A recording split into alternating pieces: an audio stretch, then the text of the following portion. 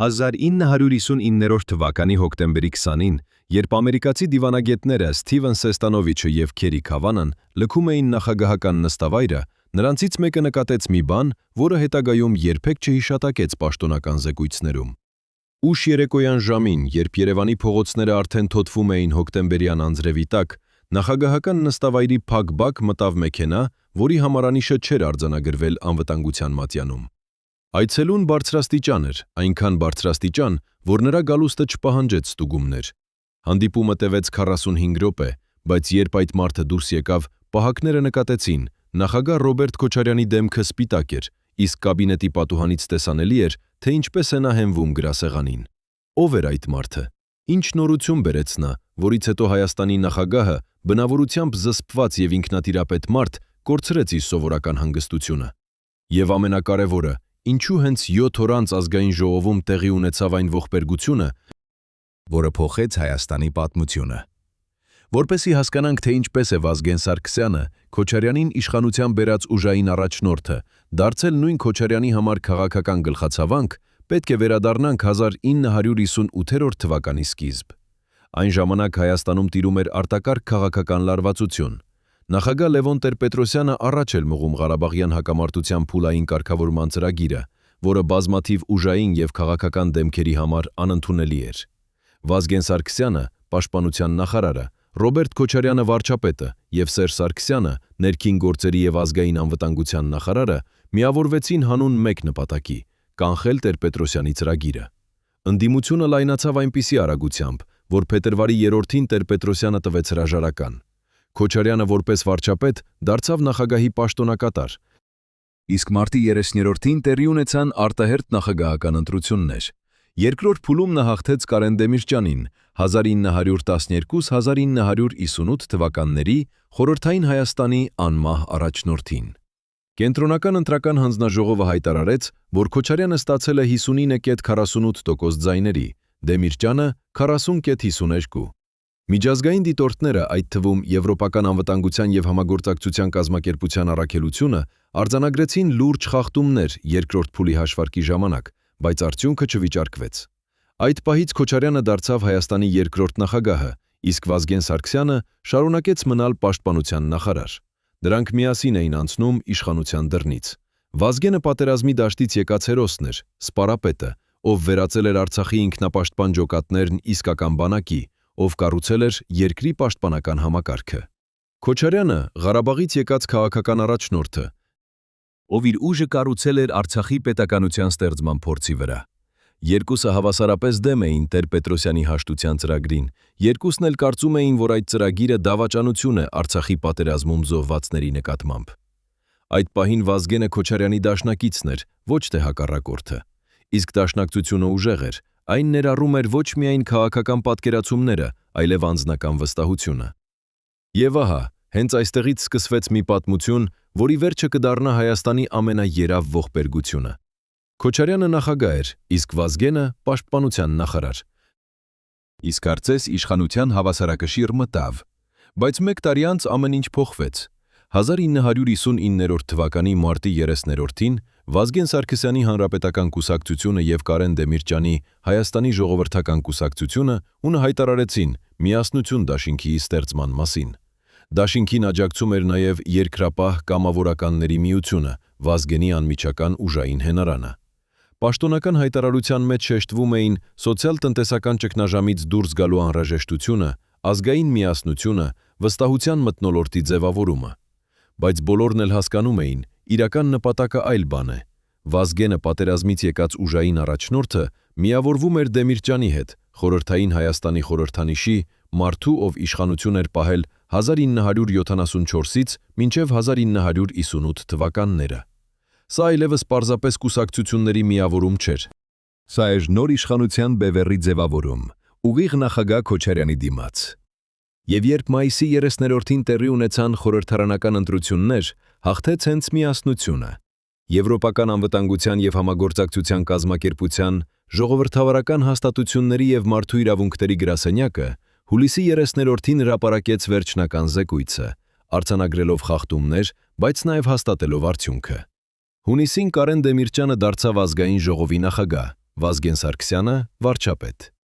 Էական փոփոխություն էր։ Պաշտպանության նախարարի պաշտոնը գրավեց Վաղարշակ Հարությունյանը, բայց Վազգենի ազդեցությունը զինված ուժերի վրա չթուլացավ։ Հայաստանում ստեղծվեց նոր իշխանական հավասարակշռություն։ Նախագահ Քոչարյանը պահպանում էր անունը, պաշտոնը եւ սահմանադրական լիազորություններն ու ազդեցությունը։ Բայց կառավարությունը եւ խորհրդարանական մեծամասնությունը այժմ պատկանում էին Սարգսյան-Դեմիրճյան տանդեմին։ Երբեք Հայաստանի անկախության պատմության մեջ նախագահը չէր հայտնվել իր անմիջական իշխանության դաշտում այսպիսի հզոր հակակշռի դիմաց։ Քոչարյանը Արցախից եկած քաղաքական լեգիտիմությամբ դիմաց ուներ Վազգենին, պատերազմի լեգիտիմությամբ, եւ Դեմիրճյանին խորհրդային իշխանության նոստալգիայով ապրող հասարակության կողմից ընդունված դեմքին։ Սա երկկենտրոն համակարգ էր, որտեղ երկու բևեռներն էլ չէին ցանկանում զիջել։ Եվ երբ նման համակարգը ստեղծվում է փոքր երկրում, որտեղ իշխանությունը միշտ եղել է կենտրոնացված, խնդիրները անխուսափելի են դառնում։ Սա էր պատճառը։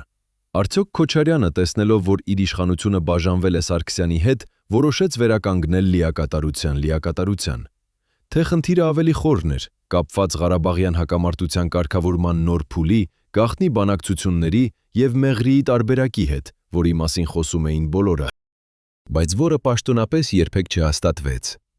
Թե նախագահի շրջապատում այն պահին ծագեց նոր ուժ, որը համարում էր, որ Սարգսյան-Դեմիրճյան դաշինքը խանգարում է իշխանության կոնսոլիդացմանը։ Հիմա 23 տարի անց այս հարցերին պատասխանները դեռևս պարզ չեն, բայց մեկ բան հստակ է. 1959 թվականի հոկտեմբերի 37-ին Հայաստանի քաղաքական համակարգը գտնվում էր արտակարգ լարվածության մեջ, եւ Քոչարյանի եւ Սարգսյանի հարաբերությունները, որ տարի առաջ էին դաշնակցություն, այժմ վերածվել էին թաքնված մրցակցության։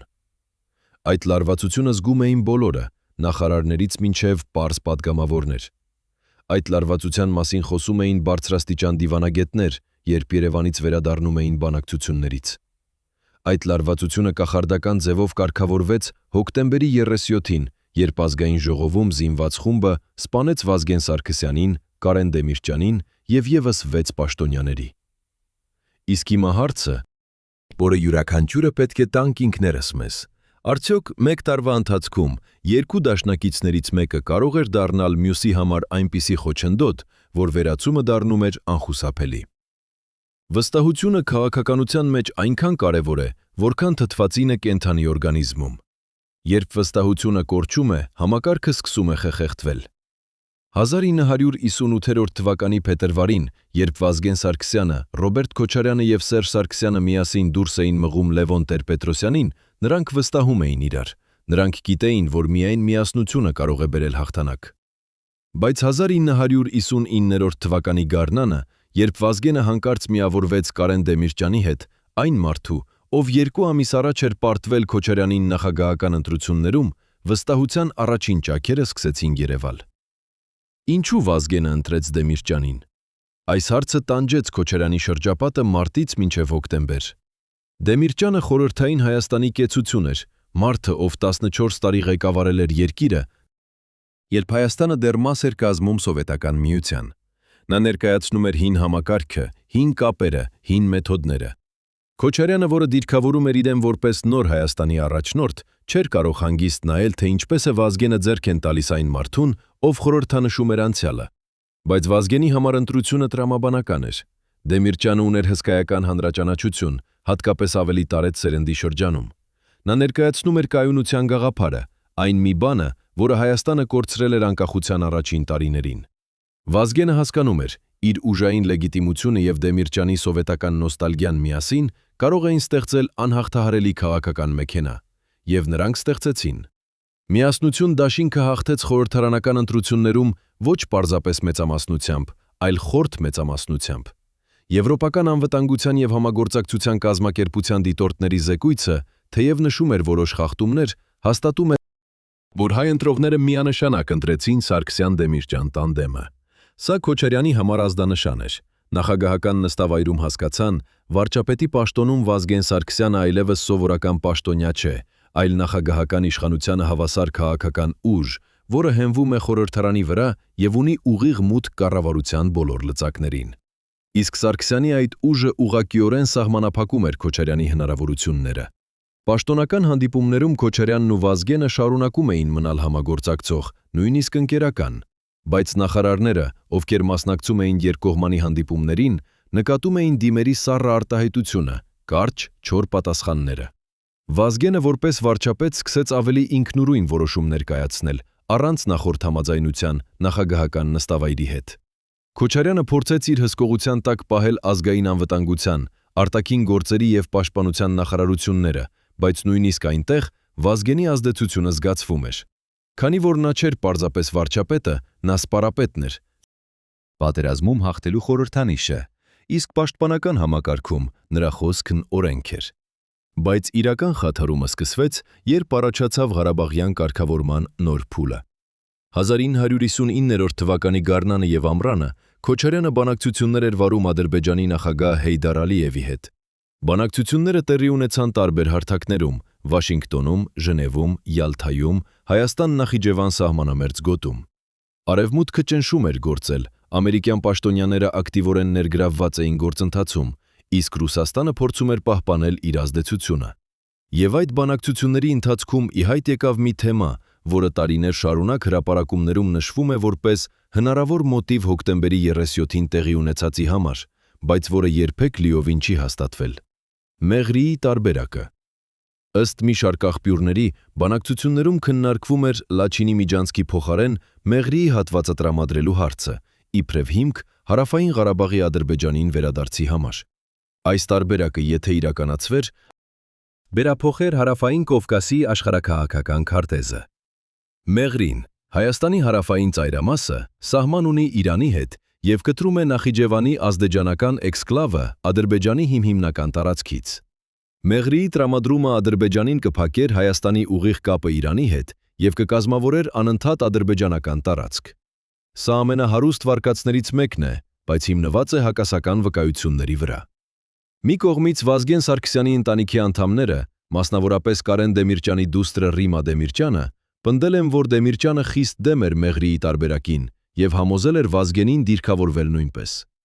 Մյուս կողմից Վաղարշակ Հարությունյանը, այդ ժամանակվա պաշտպանության նախարարը, հետագայում պնդել է, որ Քոչարյանը և Սերժ Սարգսյանը փորձում էին համոզել պաշտպանական համակարգի առաջնորդերին ընդունել Մեղրիի տարբերակը, և Վազգենը, ըստ իր իմացության, գուցե համաձայնվել էր։ Եվս ուրիշներ, այդ թվում ամերիկացի դիվանագետ Պիտեր Ռոզենբլատը, նշել է, որ Վազգենը հասկացել էր Մեղրիի տարբերակի անխուսափելիությունը և դեմ չէր լինել բանակցություններին։ Այսինքն, հասարակական գիտելիքների մեջ երկու հակադիր պատումներ կան։ Իրականում ճշմարտությունը կարող է լինել միջանկյալ տարբերակը։ Հնարավոր է, Վազգենը և Դեմիրճյանը չէին դեմ բանակցություններին, բայց կարծում էին, որ Մեղրիի հանձնումը պետք է լինի միայն վերջին հնարավորություն, երբ բոլոր այլ տարբերակները սպառվել են։ Իսկ Քոչարյանը և նրա շրջապատը կարծում էին, որ Մեղրիի փոխանակումը կարող է լինել իրատեսական լուծում։ Սա քաղաքական տարբերություն էր, բայց կարևոր տարբերություն, որը կարող էր ծագեցնել բախում երկու իշխանական բևեռների միջև։ Եվ եթե վերադառնանք հոկտեմբերի 20-ին տեղի ունեցած գաղտնի հանդիպմանը, այն այցելուն, ով ներխուժեց նախագահական նստավայր և որից հետո Քոչարյանը թվում էր ցնցված, գուցե նորությունը հենց սրան էր վերաբերում։ Արդյոք կարող էր Վազգենը 20-րդին համաձայնել մի բանի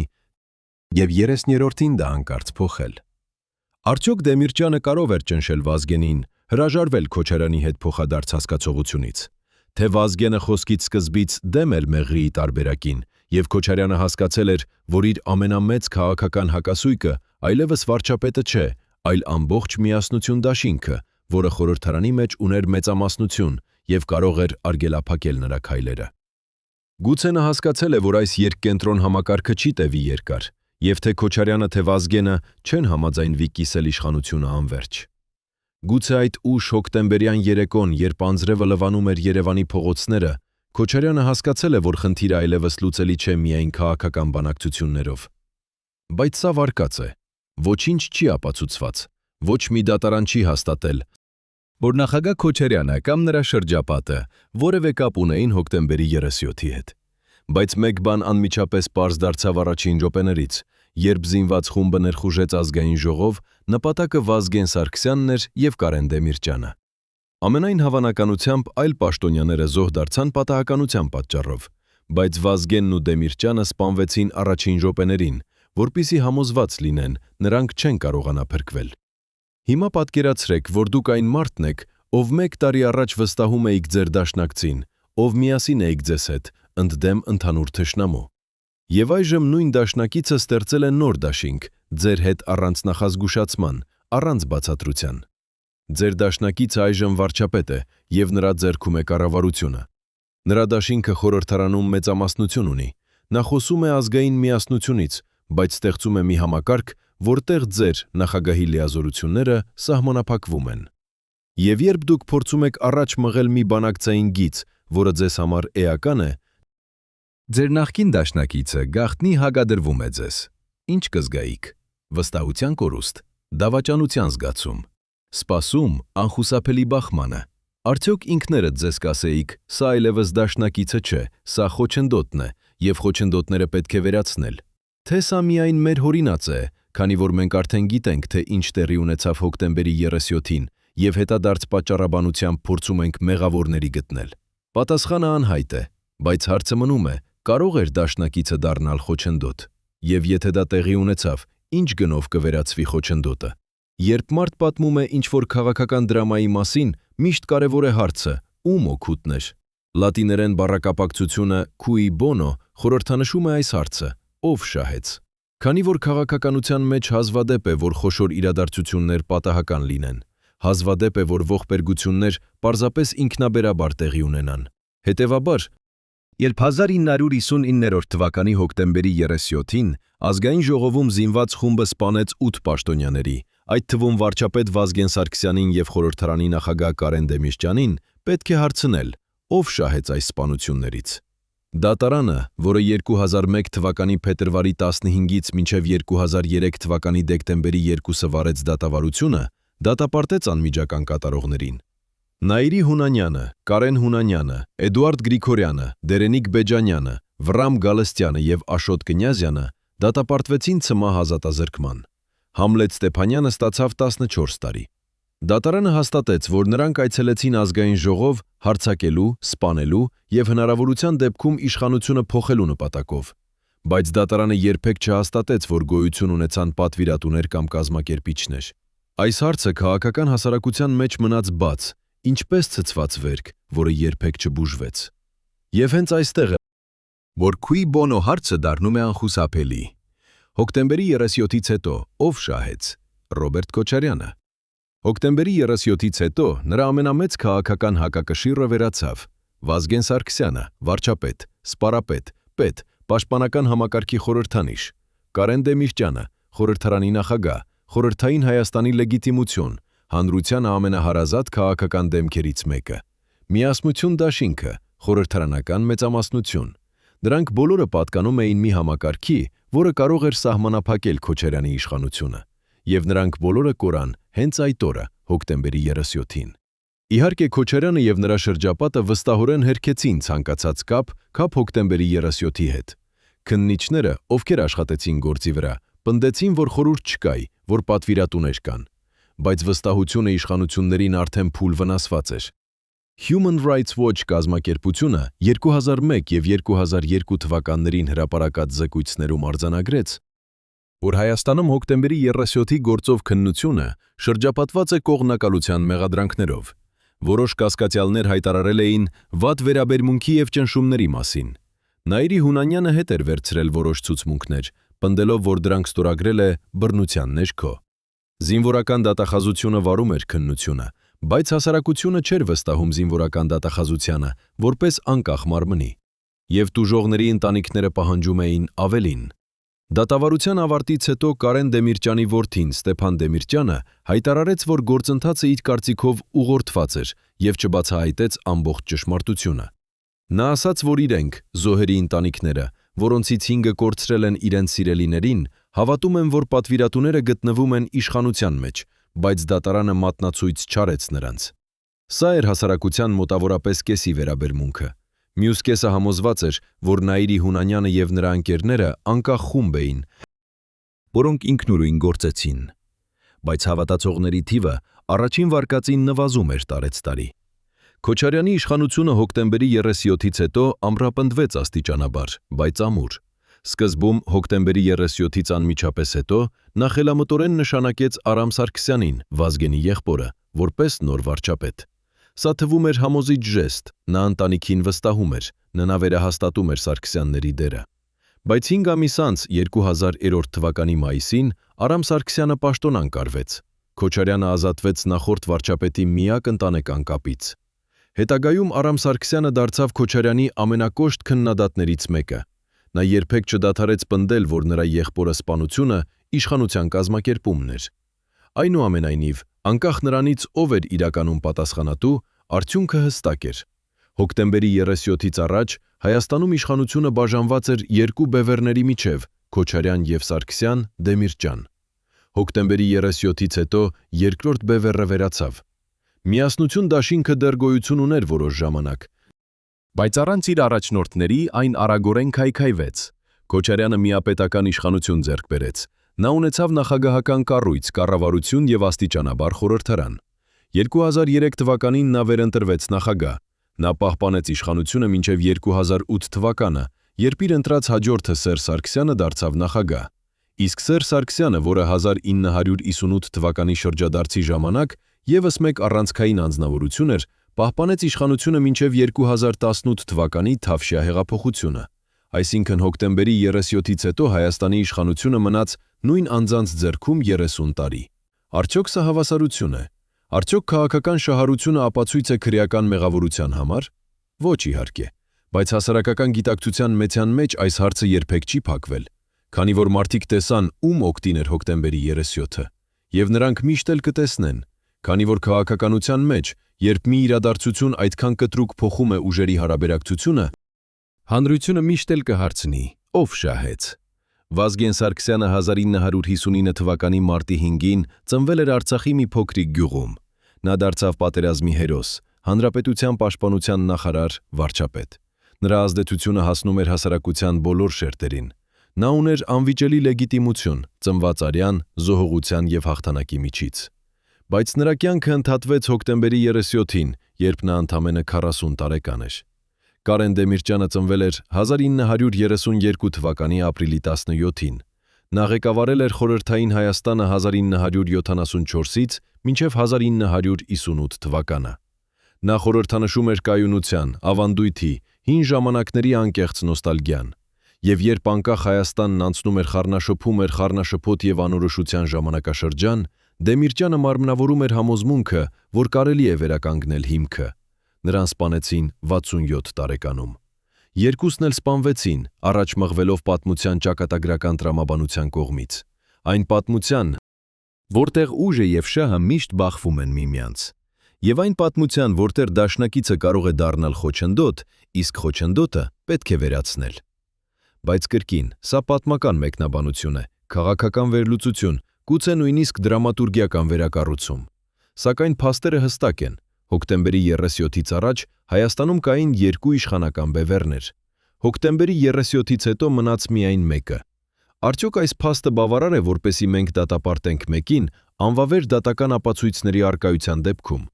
Ոչ իհարկե, բայց արդյոք այս փաստը բավարար է, որպեսզի հարցը մնա բաց հասարակության գիտակցության մեջ, պատմության էջերում, քաղաքական հիշողության մեջ։ Այո, անպայման։ Քանի որ երբ քաղաքական հակառակորդը սպանվում է, իսկ շահառուն երկար տարիներ պահպանում է իշխանությունը, հարցը cui bono երբեք չի փակվի, մինչև չստացվի լիակատար պատճև, չստացվի լիակատար պատասխան։ Վերջին րոպեն հավատում էի, որ մենք կփրկվենք, ասում է նախկին անվտանգության ծառայության բարձրաստիճան աշխատակիցը, ով 1959 թվականի հոկտեմբերի 37-ին գտնվում էր Ազգային ժողովի շենքում, իսկ այժմ 20 տարի անց նրա ձեռքերը դեռևս դողում են։ Նա երբեք չէր տվել հարցազրույց, երբեք չէր պատմել, թե ինչ տեսավ այդ օրը։ Բայց այժմ, երբ ժամանակը թույլ է տվել հեռանալ ցավից, երբ նա ապրում է անվանազուրկ մի երկրում, որտեղ ոչ ոք չգիտի իր անցյալը, նա համաձայնվեց խոսել առաջին անգամ։ Այն, ինչ նա պատմում է, փոխում է ամեն ինչ, ինչ կարծում էինք, որ գիտենք Վազգեն Սարգսյանի և Ռոբերտ Քոչարյանի վերջին շաբաթների մասին։ Նա պատմում է մի պատմություն, որտեղ վախը, անվստահությունը և տարանջատվածությունը աստիճանաբար վերածվեցին այն մթնոլորտի, որտեղ ողբերգությունը դարձավ անխուսափելի։ Եվ այն մարդիկ, ովքեր պետք է պաշտպանեին երկիրը, սկսեցին վախենալ միմյանցից։ Նա հիշում է հոկտեմբերի սկիզբը։ Վազգեն Սարգսյանը որպես վարչապետ աշխատում էր կառավարության շենքում, իսկ ամեն օր վաղ առավոտյան նա հանդիպում էր իր անվտանգության թիմի հետ։ Այդ հանդիպումները միշտ լինում էին փակ դռների հետևում։ Բայց հոկտեմբերի առաջին շաբաթներին Վազգենի վարքագիծը փոխվեց։ Նա սկսեց պահանջել, որ անվտանգության թիմը ստուգի ոչ միայն արտաքին սպառնալիքները, այլև ներքին հաղորդակցությունները։ Նա հատուկ շեշտադրեց ստուգել բոլոր հեռախոսային գծերը, բոլոր մուտքերը, նույնիսկ կառավարության շենքի ներսում։ Անվտանգության աշխատակիցը այդ ժամանակ չհասկացավ, ինչու է վարչապետը այդքան անհանգիստ։ Բայց հետագայում նա գիտակցեց, Վազգենը սկսել էր կասկածել, որ իր շրջապատում կան մարդիկ, ովքեր հետևում են նրան, և տեղեկություններ փոխանցում այլ կողմի։ Իսկ այդ այլ կողմը էր նախագահական նստավայրը։ Եվ այն օրը, հոկտեմբերի 12-ին, երբ Վազգենը վերադարձավ մի երկարատև հանդիպումից, նա գանգատվեց անվտանգության պետին։ Նա ասաց. «Նրանք փորձում են ինձ մեկուսացնել»։ Այդ «նրանք» բառը նա չմարմնավորեց որևէ անունով, բայց բոլորը հասկացան։ Քոչարյանի թիմը փորձում էր կտրել Վազգենի կապերը իր դաշնակիցների հետ։ Փորձում էր ստեղծել իրավիճակ, որտեղ վարչապետը կմնար մեկուսացված քաղաքական դաշտում։ Վազգենը սկսեց զգալ ճնշումը, նա սկսեց զգալ, որ դուռը փակվում է իր շուրջը։ Եվ ամենավատն այն էր, որ նա չէր կարող բացահայտորեն խոսել այդ մասին, քանի որ դա նշանակում էր ընդունել, որ նախագահի և վարչապետի միջև հարաբերությունները քայքայված են, իսկ այդ ընդունումը կհանգեցներ քաղաքական ճգնաժամի։ Բայց անվտանգության աշխատակիցը նկատեց նաև մեկ այլ բան։ Վազգենը սկսել էր խոսել Միասնություն դաշինքի ապագայի մասին, ինչ թե որպես խորհրդարանական մեծամասնության պահպանման հարցի, այլ որպես պահպանման հարցի իր կյանքի համար։ Նա ասում էր իր մերձավորներին. «Եթե դաշինքը փլուզվի, մենք կկորենք բոլորս»։ Սա անվտանգության աշխատակցին թվաց արտաբերված մի բառակապակցություն։ Բայց այժմ, երբ Վազգենը սպանված է, այդ բառերը ձեռք են բերել ամբողջությամբ այլ իմաստ։ Վազգենը գիտեր, որ վտանգի մեջ է։ Կարենա իժնական կանխատեսել, որ իշխանական բախումը կավարտվի ոչ թե քաղաքական զիջումներով, այլ ֆիզիկական վերացումով։ Սա մնում է առեղծված։ Վազգենի մերձավոր միտքը, ով խնդրեց չհրապարակել իր անունը, հիշում է վերջին զրույցը, որը նրանք ունեցան հոկտեմբերի 26-ին, մեկ օր առաջ ողբերգությունից։ Նրանք նստել էին ուշ երեկոյան Վազգենի տանը։ Դրսում անձրև էր գալիս, և աշխարհը թվում էր մութ ու անտարբեր։ Վազգենը խմում էր թեյ և երկար լռում էր, ապա նա ասաց. «Ես գիտեմ, որ իրենք ուզում են ինձ հեռացնել»։ Բարեկամը հարցրեց. «Ով»։ Վազգենը պատասխանեց. «Մարդիկ, ովքեր կարծում են, որ իշխանությունը պետք է մեկ ձեռքում լինի»։ Նա խոսեց այդպես, շատ ընդհանուր, բայց բոլորը հասկացան, թե ում նկատի ունի։ Ապա Վազգենը հարցրեց. «Կարծում ես ես սխալ ընտրություն արի, երբ միավորվեցի Դեմիրճյանի հետ»։ Բարեկամը փորձեց նրան համոզել, որ Միասնություն դաշինքը ճիշտ քայլ էր, քանի որ այն ներկայացնում էր հասարակության մեծամասնության կամքը։ Բայց Վազգենը ժպտեց դառնորեն և ասաց. «Գուցե քաղաքականության մեջ հասարակության կամքը բավարար չէ, գուցե ուժն է անհրաժեշտ։ Եվ ուժը միշտ պատկանում է նրան, ով պահում է զենքը»։ Այս խոսքերը հիմա հնչում են իբրև մարգարեություն։ Վազգենը պատերազմից եկած մարդ էր։ Նա գիտեր զենքի լեզուն, նա գիտեր ուժի կառուցվածքը։ Բայց 1959 թվականին նա այլևս չէր զենքը պահող մարդը։ Նա վարչապետ էր, քաղաքական ինստիտուտի ղեկավար, և քաղաքականության մեջ ուժը չի չափվում միայն զենքով։ Քաղաքականության մեջ ուժը նաև նշանակում է տեղեկատվություն, շահեր, հաշտություններ, դավադրություններ։ Եվ եթե Վազգենը հավատում էր, որ իր ուժը բավարար է, իր դիրքը պահպանելու համար, նա սխալվեց։ Քանի որ հոկտեմբերի 37-ին ուժը եկավ ոչ թե քաղաքական բանակցությունների սենյակից, այլ զինված խմբի ձեռքից։ Նույն վկայությունը պատմում է նաև Կարեն Դեմիրճյանի վերջին շաբաթների մասին։ Դեմիրճյանը որպես ազգային ժողովի նախագահ աշխատում էր խորհրդարանում։ Նա հանդիպումներ էր ունենում падգամավորների հետ, փորձում էր պահպանել Միասնություն դաշինքի միասնությունը։ Բայց հոկտեմբերին նրա շրջապատից մարդիկ սկսեցին նկատել, որ Դեմիրճյանը լարված է։ Նա սովորաբար հանգիստ և ժպտացող էր, բայց այդ շաբաթներին նրա դեմքը դարձավ խիստ։ Նրա աչքերը անհանգիստ։ Մի անգամ նա ասաց իր մերձավոր падգամավորներից մեկին. Ես պատմության մեջ տեսել եմ, թե ինչպես են իշխանությունները ոչնչացնում այն մարդկանց, ովքեր խանգարում են նրանց ծրագրերին, եւ մենք այժմ խանգարում ենք։ Արդյոք Վազգենն ու Դեմիրճյանը նախազգուշացումներ ստացել են։ Արդյոք նրանց որևէ մեկը ներկա գործադրեց ուղակի սպառնալիքներ։ Այս հարցը մնում է անպատասխան։ Բայց որ ակնհայտ է, վերջին շաբաթներին նրանք երկուսն էլ վախի մթնոլորտում էին ապրում։ Եվ երբ մարդիկ, ովքեր պետք է ղեկավարեն երկիրը, ապրում են վախի մեջ, դա նշանակում է, որ համակարգը խախտված է։ Դա նշանակում է, որ քաղաքականությունը դադարել է լինել բանակցությունների դաշտ եւ վերածվել է ֆիզիկական գոյատևման դաշտի։ Եվ երբ քաղաքականությունը վերածվում է գոյատևման դաշտի, արդյունքը միշտ արյուն է։ Վկաները, ովքեր տեսան Վազգենի եւ Դեմիրճյանի վերջին շաբաթները, պատմում են մի պատմություն, որը չի համընկնում պաշտոնական վարկածի հետ։ Պաշտոնական վարկածը ասում է, որ Նաիրի Հունանյանի խումբը անկախ ահաբեկիչ էր, որը գործեց սեփական շարժառիթներով։ Բայց վկաները ասում են, որ Վազգենն ու Դեմիրճյանը վախենում էին ինչ-որ մեկից, եւ այդ ինչ-որ մեկը չէր անհայտ ահաբեկիչ խումբը, այլ իշխանության ներսում մի ուժ, որը նրանք տեսնում էին ամեն օր, բայց ում դեմ չէին կարողանում պաշտպանվել։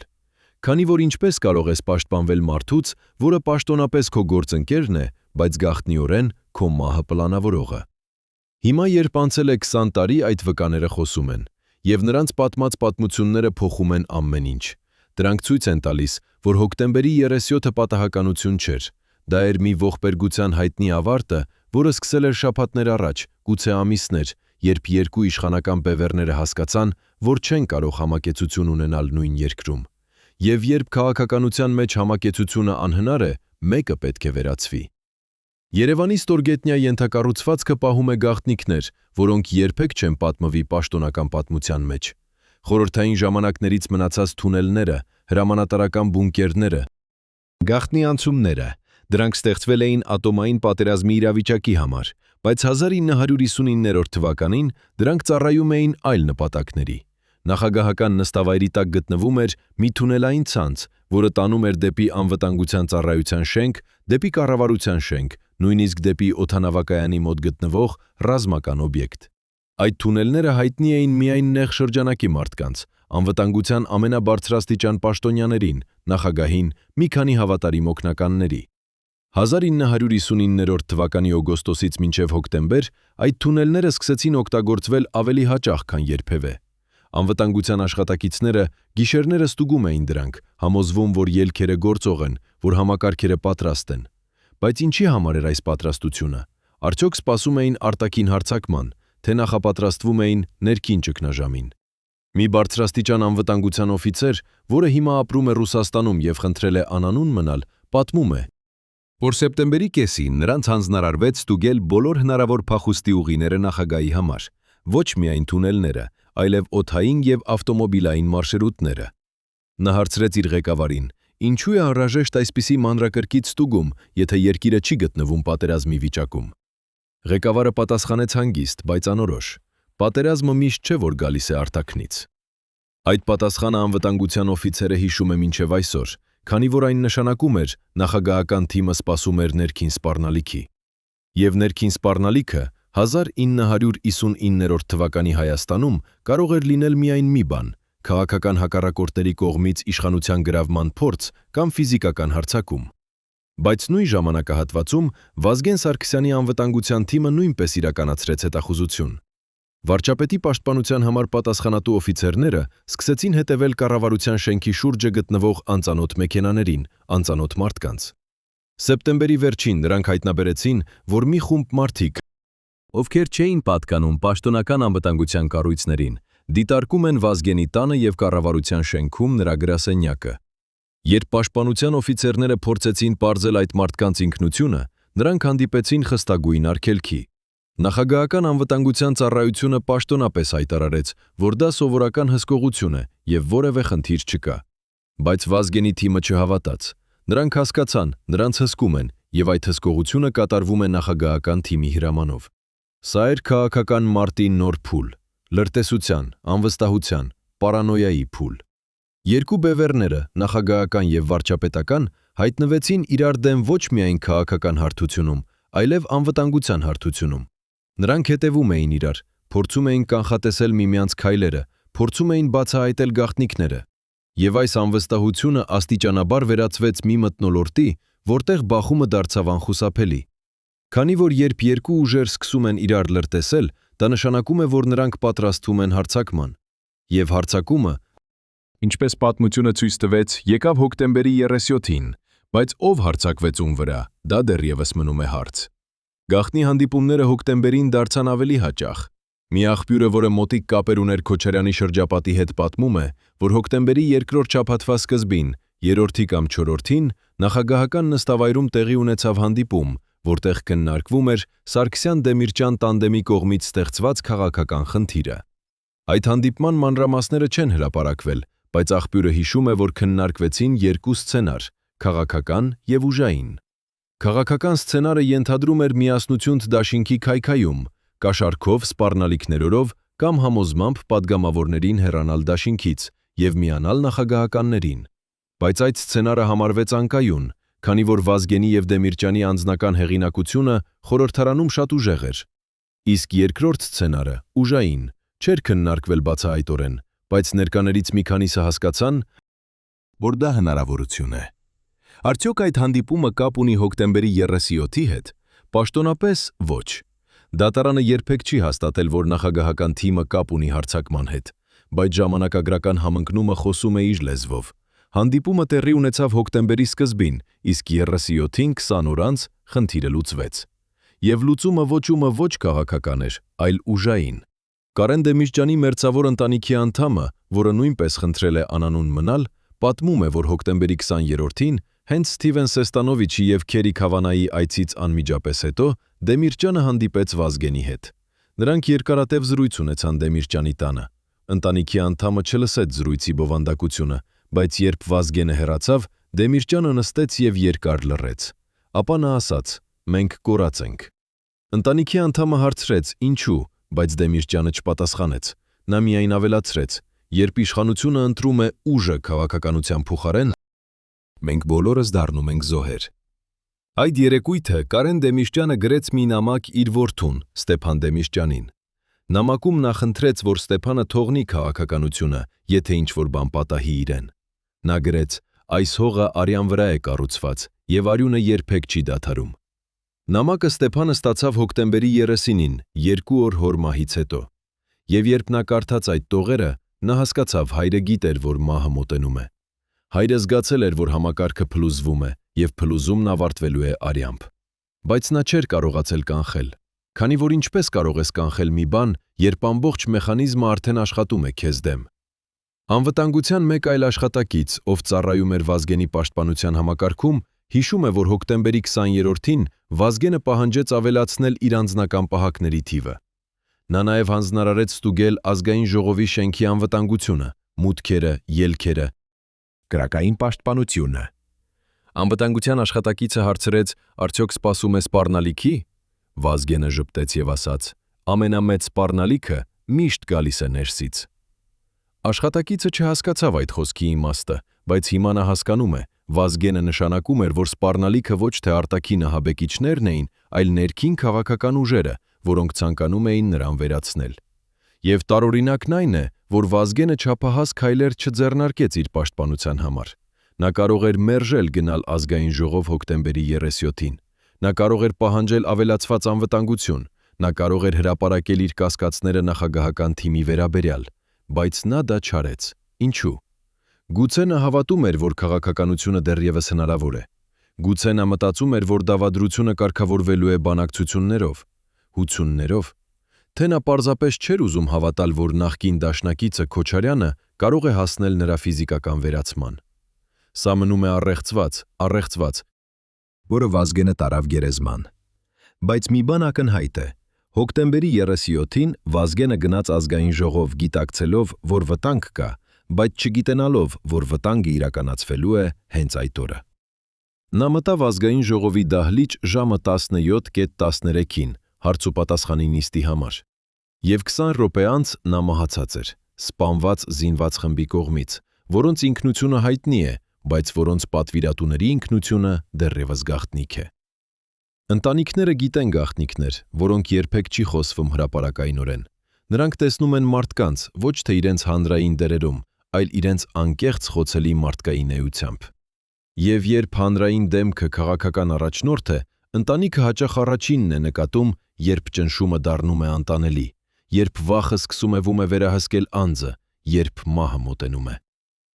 Վազգեն Սարգսյանի ընտանիքի անդամները, ովքեր խոսեցին ժամանակի ընթացքում, պատմեցին պատմություն, որը հակասում է պաշտոնական նարատիվին։ Պաշտոնական նարատիվը ասում է, Վազգենը սպանվեց պատահական ահաբեկչության հետևանքով, որը կազմակերպել էր Նայիրի Հունանյանի խումբը, բայց ընտանիքը պատմում է, որ Վազգենը վերջին շաբաթներին գիտեր, նա նշանակված է մահվան։ Վազգենի մերձավոր հարազատը, որը խնդրեց չհրապարակել իր անունը, հիշում է հոկտեմբերի 19-ը։ Վազգենը եկավ տուն ուշ երեկոյան, հոգնած եւ լրկեցած։ Ընտանիքը նկատեց, նա տարօրինակ է, նա գրեթե չի խոսում։ Նրանք ընտրեցին լռության մեջ, իսկ հետո Վազգենը նստեց պատշգամբում, դիտում էր Երևանի գիշերային լույսերը։ Հարազատը նստեց նրա կողքին եւ հարցրեց. «Ամեն ինչ լավ է»։ Վազգենը երկար չպատասխանեց, ապա նա ասաց. «Գիտես ինչ է քաղաքականությունը։ Քաղաքականությունը դավաճանության արվեստ է, եւ ես պետք է սովորեմ այդ արվեստը, բայց ես պատերազմական մարդ եմ, ոչ թե դավաճան»։ Այս խոսքերը հարազատը հասկացավ որպես ընդհանուր փիլիսոփայություն, բայց հիմա, երբ Վազգենը մեռած է, այդ խոսքերը ձեռք են բերում նոր իմաստ։ Գուցե Վազգենը հասկացել էր քաղաքականության աշխարհում, որտեղ դավաճանությունը սովորական գործիք է, նա մարդը, ով հավատարիմ էր պատերազմի դաշտի էթիկային, չէր կարող գոյատևել։ Գուցե նա հասկացել էր, նրա դաշնակիցները պատրաստ էին դավաճանել նրան, եւ նա չէր կարող դավաճանել նրանց, քանի որ դա հակասում էր նրա բնույթին։ Կարեն Դեմիրճյանի ընտանիքը նույնպես պահում է գաղտնիքներ։ Դեմիրճյանի դուստր Ռիմա Դեմիրճյանը հարցազրույցներից մեկում պատմել է, որ հայրը վերջին շաբաթներին խոսում էր Մեղրիի տարբերակի մասին։ Նա ասել է, որ հայրը համարում էր Մեղրիի հանձնումը Ադրբեջանին նշանակում է Հայաստանի վերջը, եւ նա պնդել էր, որ Վազգենը հասկացել է այդ վտանգը եւ միացել նրան, ընդդեմ այդ տարբերակի։ Սակայն Ռիման հավելել է նաեւ մի բան, որը շատ քչերը ուշադրության են առել։ Նա ասել է, հայրը վախենում էր ոչ թե Ադրբեջանից, այլ ներքին թշնամուց, որը կարող էր պատժել նրան Մեղրիի տարբերակին հակադրվելու համար։ Ներքին թշնամին։ Ռիմա Դեմիրճյանը անուններ չնշեց, բայց բոլորը հասկացան, նա ում նկատի ունի։ Հարցն այն է, արդյոք Մեղրիի տարբերակը իրոք էր հիմնական հակամարտության կետը Քոչարյանի եւ Սարգսյան-Դեմիրճյան տանդեմի միջև, թե սա միայն մեկ խնդիր էր շատերից։ Եվ իրական պատճառը ավելի խորն էր՝ իշխանության բաշխման, ազդեցության սահմանների, անձնական ամբարտավանության հարցը։ Գուցե Մեղրիի թեման միայն պատճառ էր, որը շահագործվեց բախումը արդարացնելու համար, բայց ընտանիքները պատմում են մեկ այլ բան, որը շատ ավելի անհանգստացնող է։ Նրանք պատմում են, Վազգենն ու Դեմիրճյանը վերջին շաբաթներին սկսեցին խոսել ոչ թե քաղաքականության, այլ իրենց կյանքի վտանգի մասին։ Վազգենը մի անգամ ասել է ընտանիքին. «Եթե ինչ-որ բան պատահի ինձ, դուք պետք է հեռու մնաք քաղաքականությունից»։ Ընտանիքը հարցրել է, ինչու է նա այդպես խոսում։ Վազգենը պատասխանել է, քանի որ իշխանությունը սպանում է այն մարդկանց, ովքեր խանգարում են նրան։ Այս խոսքերը լսվեցին որպես վերացական փիլիսոփայություն, բայց հոկտեմբերի 37-ից հետո ընտանիքը հասկացավ, Վազգենը իրականում նախազգուշացնում էր։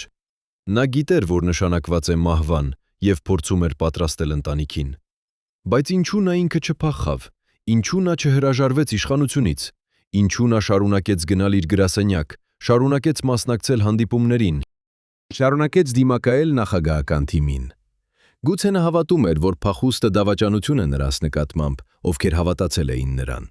Թե նա պարզապես չէր կարողանում հեռանալ քաղաքականությունից, քանի որ քաղաքականությունը դարձել էր նրա էությունը։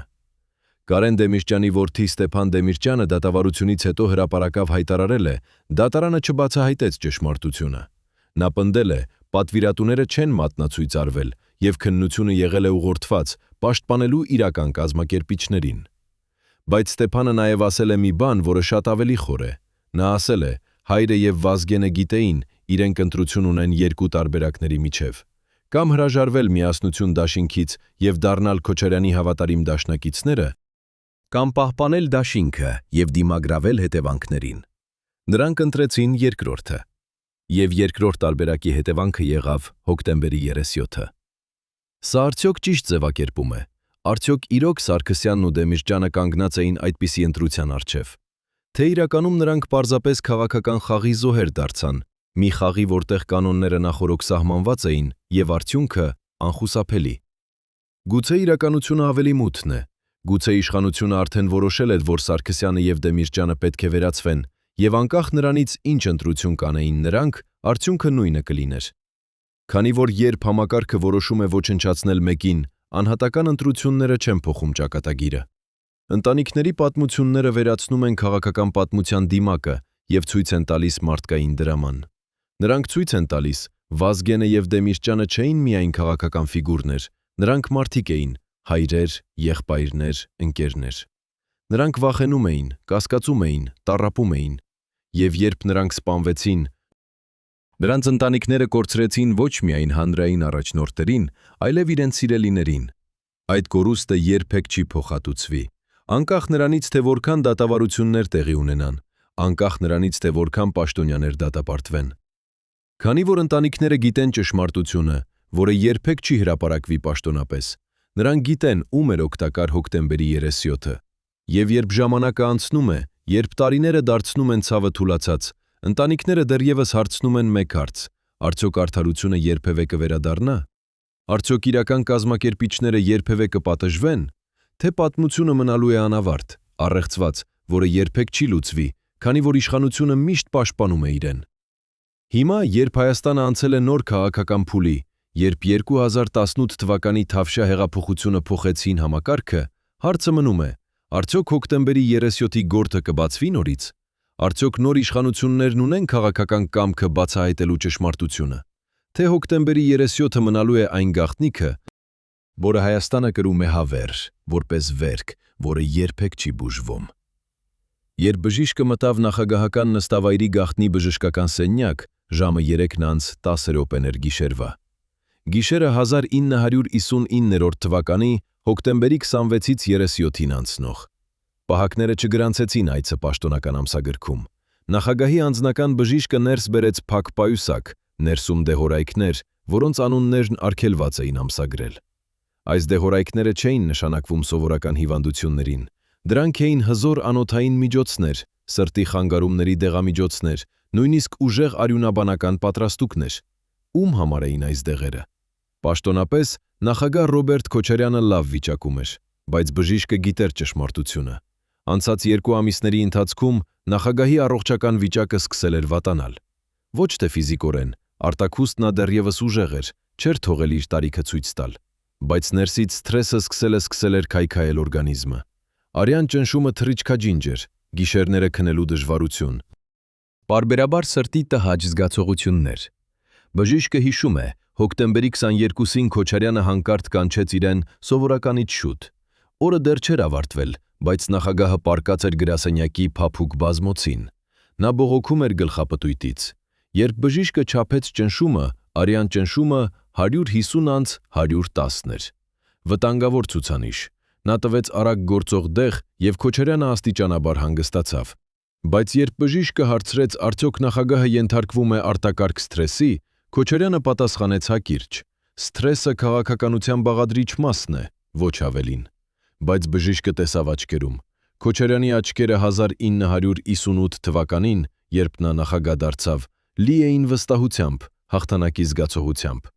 Իսկ հոկտեմբերի վերջին այդ աչքերը փոխվել էին։ Դրանք դարձել էին հուսահատ, անհանգիստ, անընդհատ շարժվող։ Աչքերը մարդու, ով գիտի, առջևում սպասում է ճակատագրական պահ, բայց չի կարող հասկանալ, արդյոք այդ պահը կբերի հաղթանակ, թե աղետ։ Հետագայում բժիշկը ասաց իր մերձավորներին. Քոչարյանը հոկտեմբերի 37-ից մի շաբաթ առաջ արդեն գտնվում էր նյարդային բեկման եզրին։ Ոչ թե քաղաքական սթրեսից, այլ մի բանից, որը ավելի խոր էր։ Մի բանից, որը կապված էր ոչ թե արտաքին հակառակորդների, այլ ներքին կասկածների հետ։ Իսկ Վազգեն Սարգսյանի բժիշկը, որը սպասարկում էր վարչապետի առողջությանը, պատմում է ավելի հետաքրքիր պատմություն։ Նա հիշում է 1959 թվականի մայիսից, երբ Վազգենը դարձավ վարչապետ, մինչև հոկտեմբեր, Վազգենի արտաքինը սկսեց փոխվել։ Ոչ թե հիվանդությունից, այլ ծերացումից, անբնական արագ ծերացումից։ Վազգենը ծնվել էր 1959 թվականին, այսինքն հոկտեմբերին նա միայն 40 տարեկան էր, բայց արտաքուստ նա թվում էր 50, նրա դեմքը գծավորված էր խոր ծալքերով։ Մազերը, որ պատերազմի տարիներին սև էին եղել, այժմ խառնված էին խոշոր փոքր ճերմակ մազերով։ Աչքերի տակ մշտական հոգնածության մուգ շրջանակներ։ Քայլքը, որ նախկինում արագ եւ վստահ էր, դարձել էր ծանր, գրեթե քաշվող։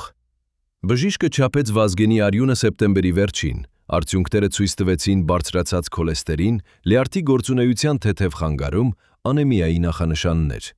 Վազգենը մերժեց ընդունել դեղորայք։ Նա ասաց. «Եթե ես սկսեմ ընդունել դեղեր, ուրիշները կմտածեն, որ ես թուլացել եմ»։ Բժիշկը նկատեց նաև քնի խանգարումը։ Վազգենը խոստովանեց. գիշերները նա քնում է ամենաշատը 3-4 ժամ, մնացած ժամանակը նա անցկացնում է ընթերցելով զեկույցներ կամ պարզապես պառկած սպասելով առավոտին։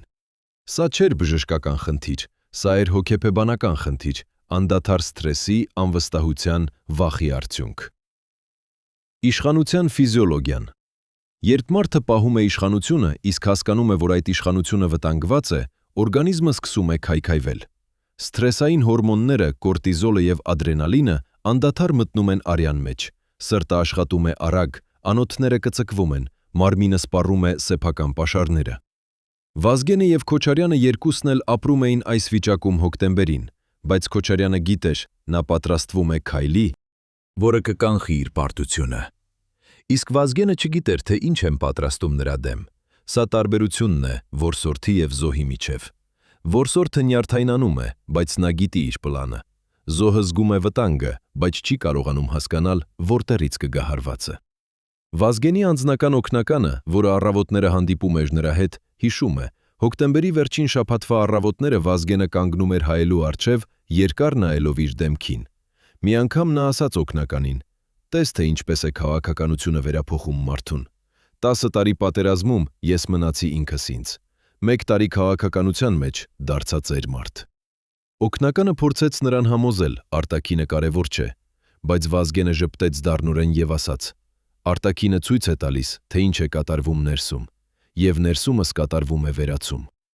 Այս խոսքը պետք է հասկանալ ոչ միայն մետաֆորական, այլև բառացի իմաստով։ Վազգենը զգում էր, իր քաղաքական ուժը կտրվում է աստիճանաբար։ Միասնություն դաշինքը դեռ գոյություն ուներ, բայց ներսում սկսել էր փլուզվել։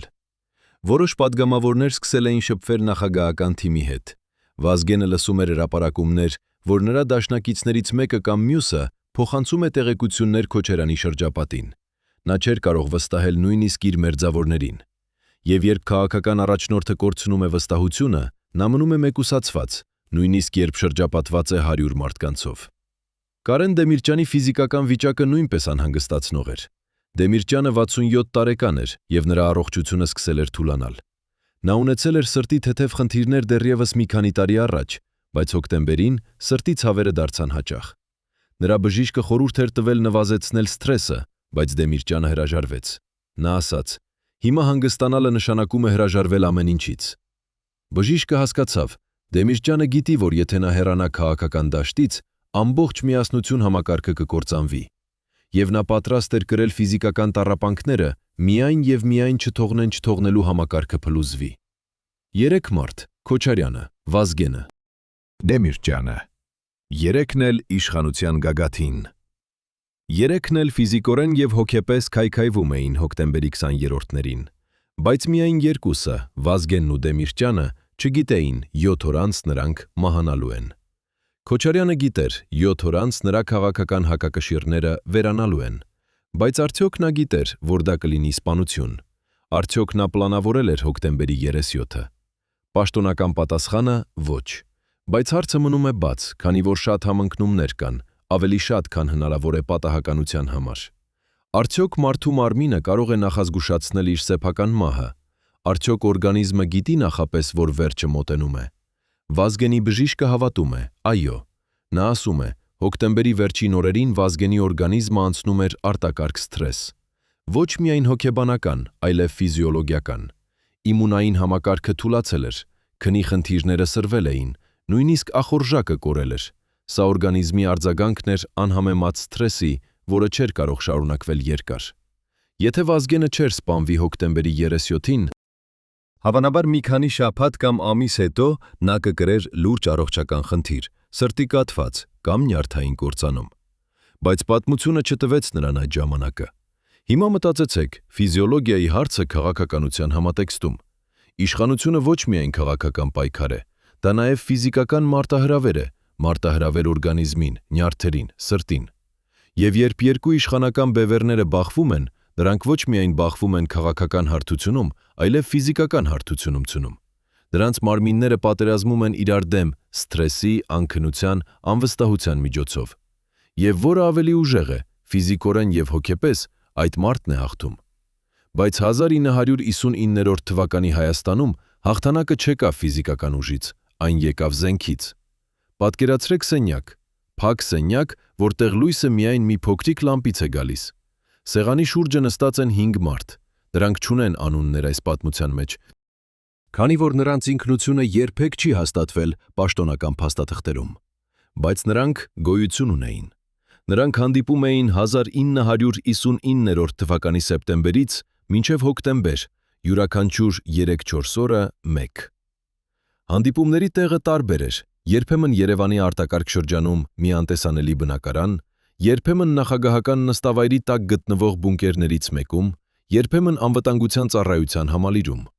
Բայց նպատակը նույնն էր։ Նրանք քննարկում էին, թե ինչպես լուծել Վազգեն Սարգսյանի խնդիրը։ Այս խումբը, որը վերոնշյալ աղբյուրը անվանում է ներքին խումբ, բաղկացած էր 5 հավատարիմ անձից։ Դրանցից յուրաքանչյուրը ուներ հատուկ դեր։ Մեկը պատասխանատու էր տեղեկատվության համար, ով հետևում էր Վազգենի և Դեմիրճյանի օրվա ամենայն կառուցվածքին, դրանց հանդիպումներին, զրույցներին։ Մեկը պատասխանատու էր անվտանգության համար, ով համոզվում էր, որ խմբի հանդիպումները մնում են գաղտնի։ Մեկը պատասխանատու էր քաղաքական շտաբ վերլուծության համար, ով գնահատում էր, թե ինչպես են զարգանում իրադարձությունները խորհրդարանում և կառավարությունում։ Մեկը կապ ուներ զինված ուժերի որոշ հատուկ ստորաբաժանումների հետ, և 5-րդը, ով ղեկավարում էր խումբը, բայց ում անունը երբեք չի հիշվում վկաների կողմից։ Սեպտեմբերի վերջին այս խումբը քննարկեց 2 տարբերակ։ Առաջինը, քաղաքական տարբերակը, փորձել քայքայել միասնություն դաշինքը ներսից, կաշառելով, սպառնալով կամ համոզելով առանձին падգամավորներին դավաճանել Վազգենին և Դեմիրճյանին։ Եթե բավարար թվով падգամավորներ հեռանային դաշինքից, խորհրդարանական մեծամասնությունը կփլուզվեր և Վազգենը կկորցներ իր լեգիտիմությունը որպես վարչապետ։ Քոչարյանը կկարողանար ստիպել նրան հրաժարական տալ, առանց բռնության, առանց արյան։ Սա էր իդեալական սցենարը։ Բայց խումբը հասկացավ, սա հնարավոր չէ։ Վազգենի անձնական հեղինակությունը շատ ուժեղ էր, դրան վախենում էին, բայց նաև հարգում։ Եվ Կարեն Դեմիրճյանի խորհրդային լեգիտիմությունը շատ մարդկանց համար դեռևս սուրբ էր։ Հետևաբար խումբը սկսեց քննարկել երկրորդ տարբերակը, այն տարբերակը, որը պահանջում էր ուժ։ Բայց ինչպես կիրառել ուժը, առանց ակնհայտ դարձնելու, որ իշխանությունն է կազմակերպում։ Պետք էր գտնել մեխանիզմ, որտեղ կատարողները կլինեին սովորական մարդիկ, ոչ կապված ուղղակիորեն նախագահական թիմի հետ։ Պետք էր ստեղծել իրավիճակ, որտեղ հարձակումը թվա որպես անկախ ահաբեկչական գործողություն։ Եվ այստեղ է, որ խմբի ղեկավարը հիշեց մի անուն՝ Նաիրի Հունանյան։ Նախկին լրագրող, մարդ, ով ունեցել էր քաղաքական դժգոհություններ և որը բազմիցս հայտարարել էր Հայաստանի իշխանությունները կոռումպացված են և պետք է փոխվեն։ Արդյոք Նաիրի Հունանյանը հանդիպեց ներքին խմբի անդամների հետ սեպտեմբերին կամ հոկտեմբերին։ Պաշտոնական քննությունը երբեք չի հաստատել այդպիսի հանդիպում։ Նաիրի Հունանյան ինքը դատավարության ժամանակ պնդեց, նա գործեց անկախ իր սեփական հավատքով, որ իշխանությունը պետք է փոխել։ Բայց որոշ վկաներ, ովքեր տարիներ հետո խոսեցին անանուն, պատմեցին տարբեր պատմություն։ Նրանք ասացին, Հունանյանը հանդիպեց անհայտ մարդկանց հետ, ովքեր խոսեցին նրա հետ իշխանության փոխման անհրաժեշտության մասին։ Այդ մարդիկ չտվեցին ուղղակի հրամաններ։ Նրանք միայն քրտնեցին Հունանյանի քաղաքական դժգոհությունները, տվեցին հուշումներ, որ Վազգենը և Դեմիրճյանը Քոչարյանի հետ միասին պատասխանատու են երկրի ճգնաժամի համար։ Եվ երբ Հունանյանը հասունացավ իր պլանը, այդ մարդիկ անհետացան։ Սա վարկած է, ոչ մի դատարան չի ապացուցել սա։ Բայց ամեն մի լավ վարկած հիմնված է փաստերի վրա, որոնք թվում են պատահական մեկ առ մեկ, բայց միասին ստեղծում են նկար։ Փաստ 1. Նաիրի Հունանյանը սեպտեմբերին ունեցավ անսպասելի ֆինանսական միջոցներ։ Նա գնեց զենքեր, անօրինական շուկայից, և այդ զենքերի գինը բարձր էր։ Ուստերից ստացավ նա այդ գումարը։ Նա երբեք չբացատրեց։ Փաստ 2. Հունանյանի խումբը գիտեր ազգային ժողովի ներքին պլանը։ Դրանք գիտեին, թե որ մուտքով են պաշտոնյաները մտնում, որտեղ են նստում Վազգենը եւ Դեմիրճյանը, որտեղ են անվտանգության պահակները։ Այս ինֆորմացիան ստանալը պահանջում է ներքին աղբյուր։ Փաստ 3. Հոկտեմբերի 37-ին, երբ Հունանյանի խումբը մտավ ազգային ժողով, անվտանգության համակարգը ընդմիջեց լինելուց սովորականից ավելի թույլ։ Որոշ պահակներ այդ օրը բացակայում էին, ըստ իբր պլանավորված ժամանակացույցի։ Պատահականություն։ Բոլոր այս փաստերը միասին ստեղծում են պատկեր մի համակարգի, որտեղ Հունանյանը չէր միակ կատարողը, այլ մասն էր ավելի լայն պլանի։ Բայց ով էր այդ պլանի հիմնական կազմակերպիչը։ Ներքին խումբը։ Իսկ ով էր ղեկավարում ներքին խումբը։ Մարդը, ով ուներ ամենաշատ շահը։ Մարդը, ով հոկտեմբերի 37-ից հետո ազատվեց իր ամենամեծ քաղաքական խնդրից։ Մարդը, ով 10 տարի պահեց իշխանությունը։ Բայց հիմա խոսենք արխիվների մասին։ Հայաստանի պետական արխիվը պահում է բազմաթիվ փաստաթղթեր 1959 թվականից, բայց որոշ փաստաթղթեր անհետացել են, հատկապես այն փաստաթղթերը, որոնք վերաբերում են հոկտեմբերի 20-ից մինչև 37 ընկած ժամանակահատվածին։ Անվտանգության ծառայության արխիվներում պետք է լինեին գրանցումներ նախագահական նստավայրի բոլոր այցելուների մասին այդ շաբաթվա ընթացքում, բայց 58 էջ անհետացել է։ Այդ էջերը պարունակում էին 7 օրվա այցելուների ամբողջական ցանկը։ Կորած էջերը չեն վերականգնվել երբեք։ Ռազմական դատախազության արխիվներում պետք է պահվեր հոկտեմբերի 37-ի քննության նախնական փաստաթղթերը։ Այնտեղ պետք է լիներ առաջին վիճակագրությունը, առաջին վկաների ցուցմունքները, առաջին ֆիզիկական ապացույցները։ Բայց երբ դատավարությունը սկսվեց 2001 թվականին, պարզվեց 32 էջ նախնական քննության ամսագրքից անհետացել են։ Պաշտոնական բացատրությունը վարչական սխալ։ Բայց ինչպես կարող է 32 էջ անհետանալ վարչական սխալի պատճառով, երբ դա վերաբերում է Հայաստանի պատմության ամենամեծ քրեական գործին։ Իսկ ամենաթեժ գաղտնիքը պահվում էր մի փաստաթղթում, որը երբեք չի հրապարակվել, բայց որի գոյության մասին պատմել են երկու աղբյուր։ Այս փաստաթուղթը կոչվում էր Պրոտոկոլ համար 37։ Այն հավաքագրվել էր հոկտեմբերի 25-ին, 2 օր հոկտեմբերի 37-ից առաջ։ Այն պարունակում էր մի հանդիպման նշումները, հանդիպման, որտեղ քննարկվել էր ազգային ժողովի անվտանգության ընթացակարգերը։ Ըստ մի աղբյուրի, հանդիպման մասնակիցները քննարկեցին հարց, թե ինչպես կարելի է բարելավել անվտանգությունը հնարավոր սպառնալիքներից։ Բայց քննարկման արդյունքը եղավ հակառակը, անվտանգության որոշ միջոցները թուլացվեցին։ Պրոտոկոլ համար 37-ը ոչնչացվեց հոկտեմբերի 37-ին, նույն օրը, երբ տեղի ունեցավ ողբերգությունը։ Ով հրամայեց ոչնչացնել այդ փաստաթուղթը։ Պաշտոնական պատասխանը անհայտ է, բայց եթե փաստաթուղթը ոչնչացվեց հենց այն օրը, երբ ազգային ժողովում տեղի ունեցավ հարձակում, դա նշանակում է, ինչ-որ մեկը պետք է վստահ լիներ, որ հարձակումը տեղի կունենա։ Եվ ինչ-որ մեկը պետք է վախենար, որ փաստաթուղթը ապացույց կդառնա։ Արխիվների անհետացումը քաղաքական պատմության մեջ միշտ նշանակում է մեկ բան, ինչ-որ մեկը թաքցնում է ապացույցը։ Եվ երբ ապացույցը թաքցվում է այն մարդկանց կողմից, ովքեր իշխանության մեջ են, դա նշանակում է, ապացույցը մատնացույց է անում հենց նրանց։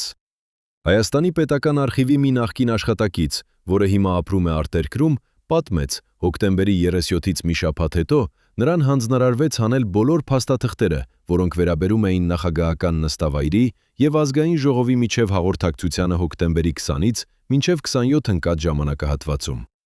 Երբ նա հարցրեց ինչու, նրան ասացին, այդ հարցը մի տուր։ Նա հանեց փաստաթղթերը եւ տարավ իր վերադասին, իսկ վերադասը անմիջապես այրեց դրանք։ 58 էջ անվտանգության արխիվից, 32 էջ դատախազության արխիվից, պրոտոկոլ համար 37-ը եւ անհայտ թվով էջեր պետական արխիվից։ Այս բոլոր փաստաթղթերը ոչնչացվել են մի նպատակով՝ պաշտպանելու իրական կազմակերպիչներին։ Եվ երբ այսքան ապացույցներ ոչնչացվում են, դա նշանակում է, իրական պատասխանատուները խիստ բարձր են իշխանության մեջ։ Հոկտեմբերի 27-ի առավոտը սկսվեց որպես սովորական օր։ Վազգեն Սարգսյանը արթնացավ ժամը 7-ին։ Նա սովորություն ուներ վաղ արթնանալու, դեռևս պատերազմի տարիներից։ Նա լողացավ, խմեց սուրճ, կարդաց առավոտյան զեկույցները։ Ժամը 8-ից մինչև 10 նա հանդիպումներ ունեցավ կառավարության շենքում։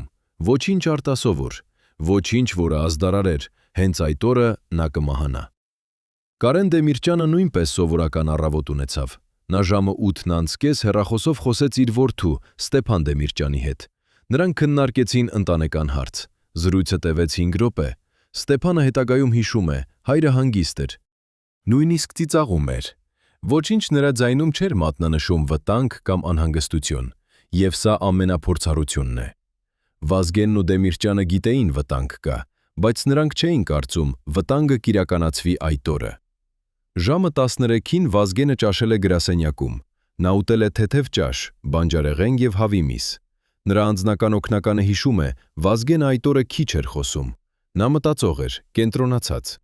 Երբ օգնականը հարցրեց, արդյոք ամեն ինչ լավ է, Վազգենը ժպտեց եւ ասաց. «Այսօր ազգային ժողովում կլինի հարցուպատասխան։ Ես պետք է պատասխանեմ падգամավորներին։ Թող տեսնենք ինչ հարցեր են տալու»։ Սա վերջին խոսքերից մեկն էր, որը Վազգենը ասաց մինչև մահը։ Ժամը 15-ից մինչև 17 Վազգենը պատրաստվում էր հարցուպատասխանի նիստին։ Նա վերանայեց զեկույցները տնտեսական իրավիճակի, բյուջեի, սոցիալական ծրագրերի վերաբերյալ։ Նրա թիմը նախապատրաստել էր պատասխաններ հնարավոր հարցերին։ Ամեն ինչ սովորական էր, եւ այդ սովորականությունը դարձավ ծուղակ։ Քանի որ Վազգենը չէր սպասում, որ սովորական օրը կվերածվի նրա վերջին օրվան։ Կարեն Դեմիրճյանը ժամը 16-ին եկավ ազգային ժողով։ Որպես խորհրդարանի նախագահ նա պետք է վարեր նիստը։ Նա ողջունեց պատգամավորներին, նստեց իր տեղում, խորհրդարանի նախագահի բարձրացված աթոռին։ Նա սովորական էր, հանգիստ էր։ Ոչինչ նրա վարքագծում չէր ազդարարում, որ 20 րոպե անց նա կտապալվի գետնին զինված մարդու կրակոցից։ Ժամը 17:13-ին Վազգեն Սարգսյանը մտավ ազգային ժողովի դահլիճ։ Նրա հետ էին մի քանի նախարարներ եւ օգնականներ։ Նա նստեց հատուկ տեղում, դահլիճի կենտրոնում, որտեղ վարչապետը պետք է պատասխանի հարցերին։ Նա դիտեց падգամավորներին։ Շատերը նրան ծանոթ էին, մի քանիսը նրա մերձավոր դաշնակոր դաշնակիցներ Միասնություն դաշինքից, մի քանիսը նախագահական թիմի աջակիցներ։ Վազգենը ժպտեց Դեմիրճյանին։ Դեմիրճյանը պատասխանեց ժպիտով։ Նիստը սկսվեց։ Ժամը 17:15-ին դահլիճի դռների մոտ հայտնվեց մի խումբ մարդիկ։ Նրանք հագած էին սև հագուստներ, ձեռքներում ավտոմատ զենքեր։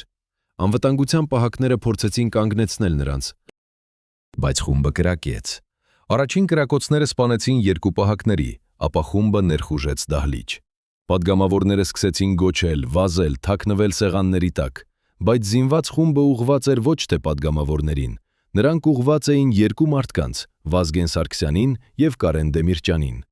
Վազգենը կանգնեց։ Նա փորձեց պաշտպանվել, բայց անզեն էր։ Առաջին կրակոցը խփեց նրան կրծքավանդակում, նա ընկավ հետ։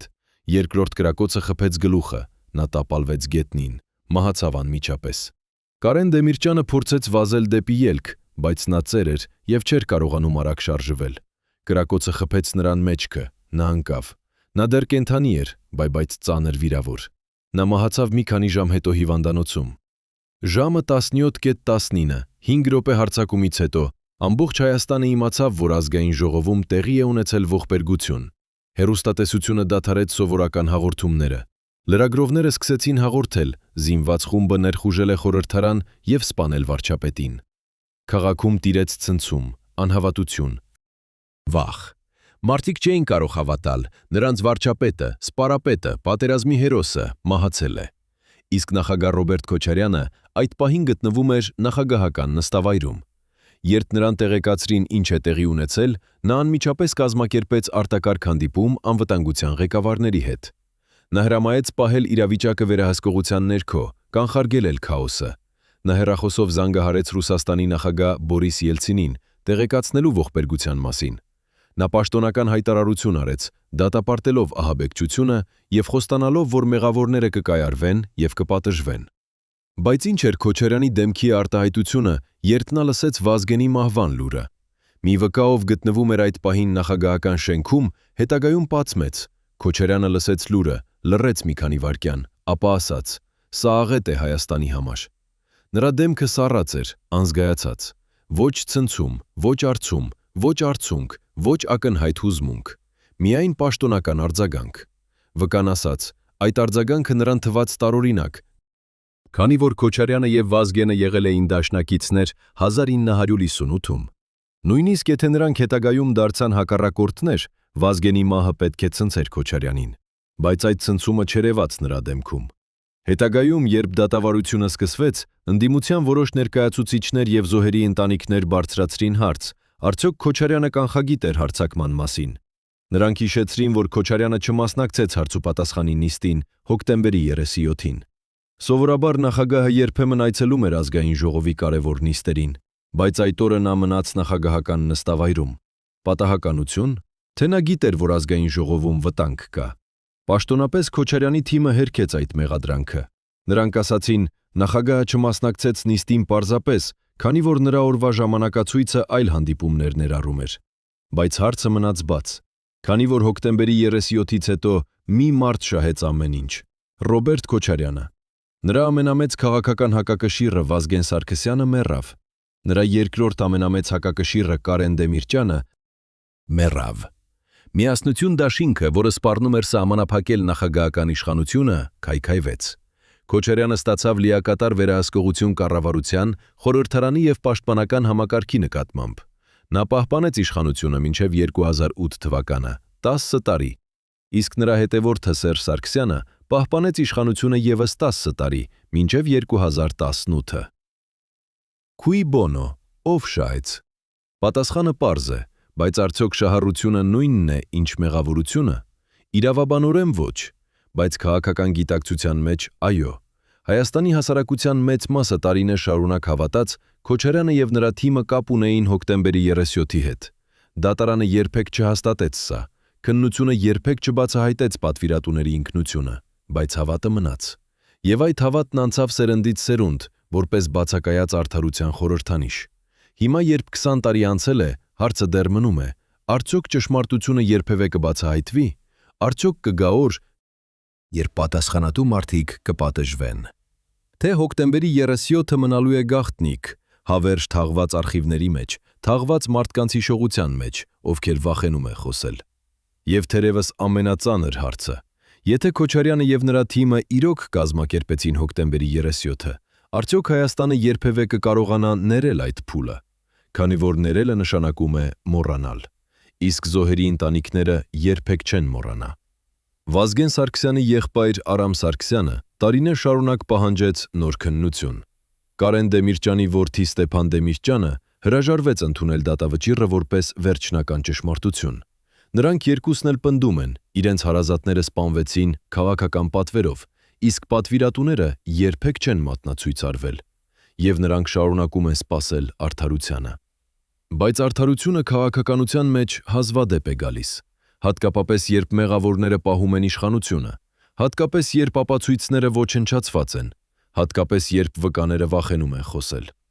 Հայաստանը ապրում է այս իրականության մեջ,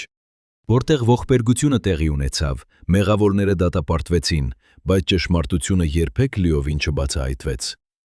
Եվ այսպես, հոկտեմբերի 37-ը մնում է բաց վերք Հայաստանի հիշողության մեջ, վերք, որը երբեք չբուժվեց, քանի որ բուժումը պահանջում է ճշմարտություն, իսկ ճշմարտությունը պահանջում է քաջություն։ Քաջություն դիմակայելու իշխանությանը, քաջություն բացահայտելու գաղտնիքները, քաջություն պատժելու պատասխանատուներին։ Հայաստանը դեռ փնտրում է այդ քաջությունը, և մինչև այդ քաջությունը չգտնվի, Վազգեն Սարգսյանի և Կարեն Դեմիրճյանի ուրվականները կշարունակեն հետապնդել այս երկիրը, որպես հիշեցում անավարտ արդարության մասին։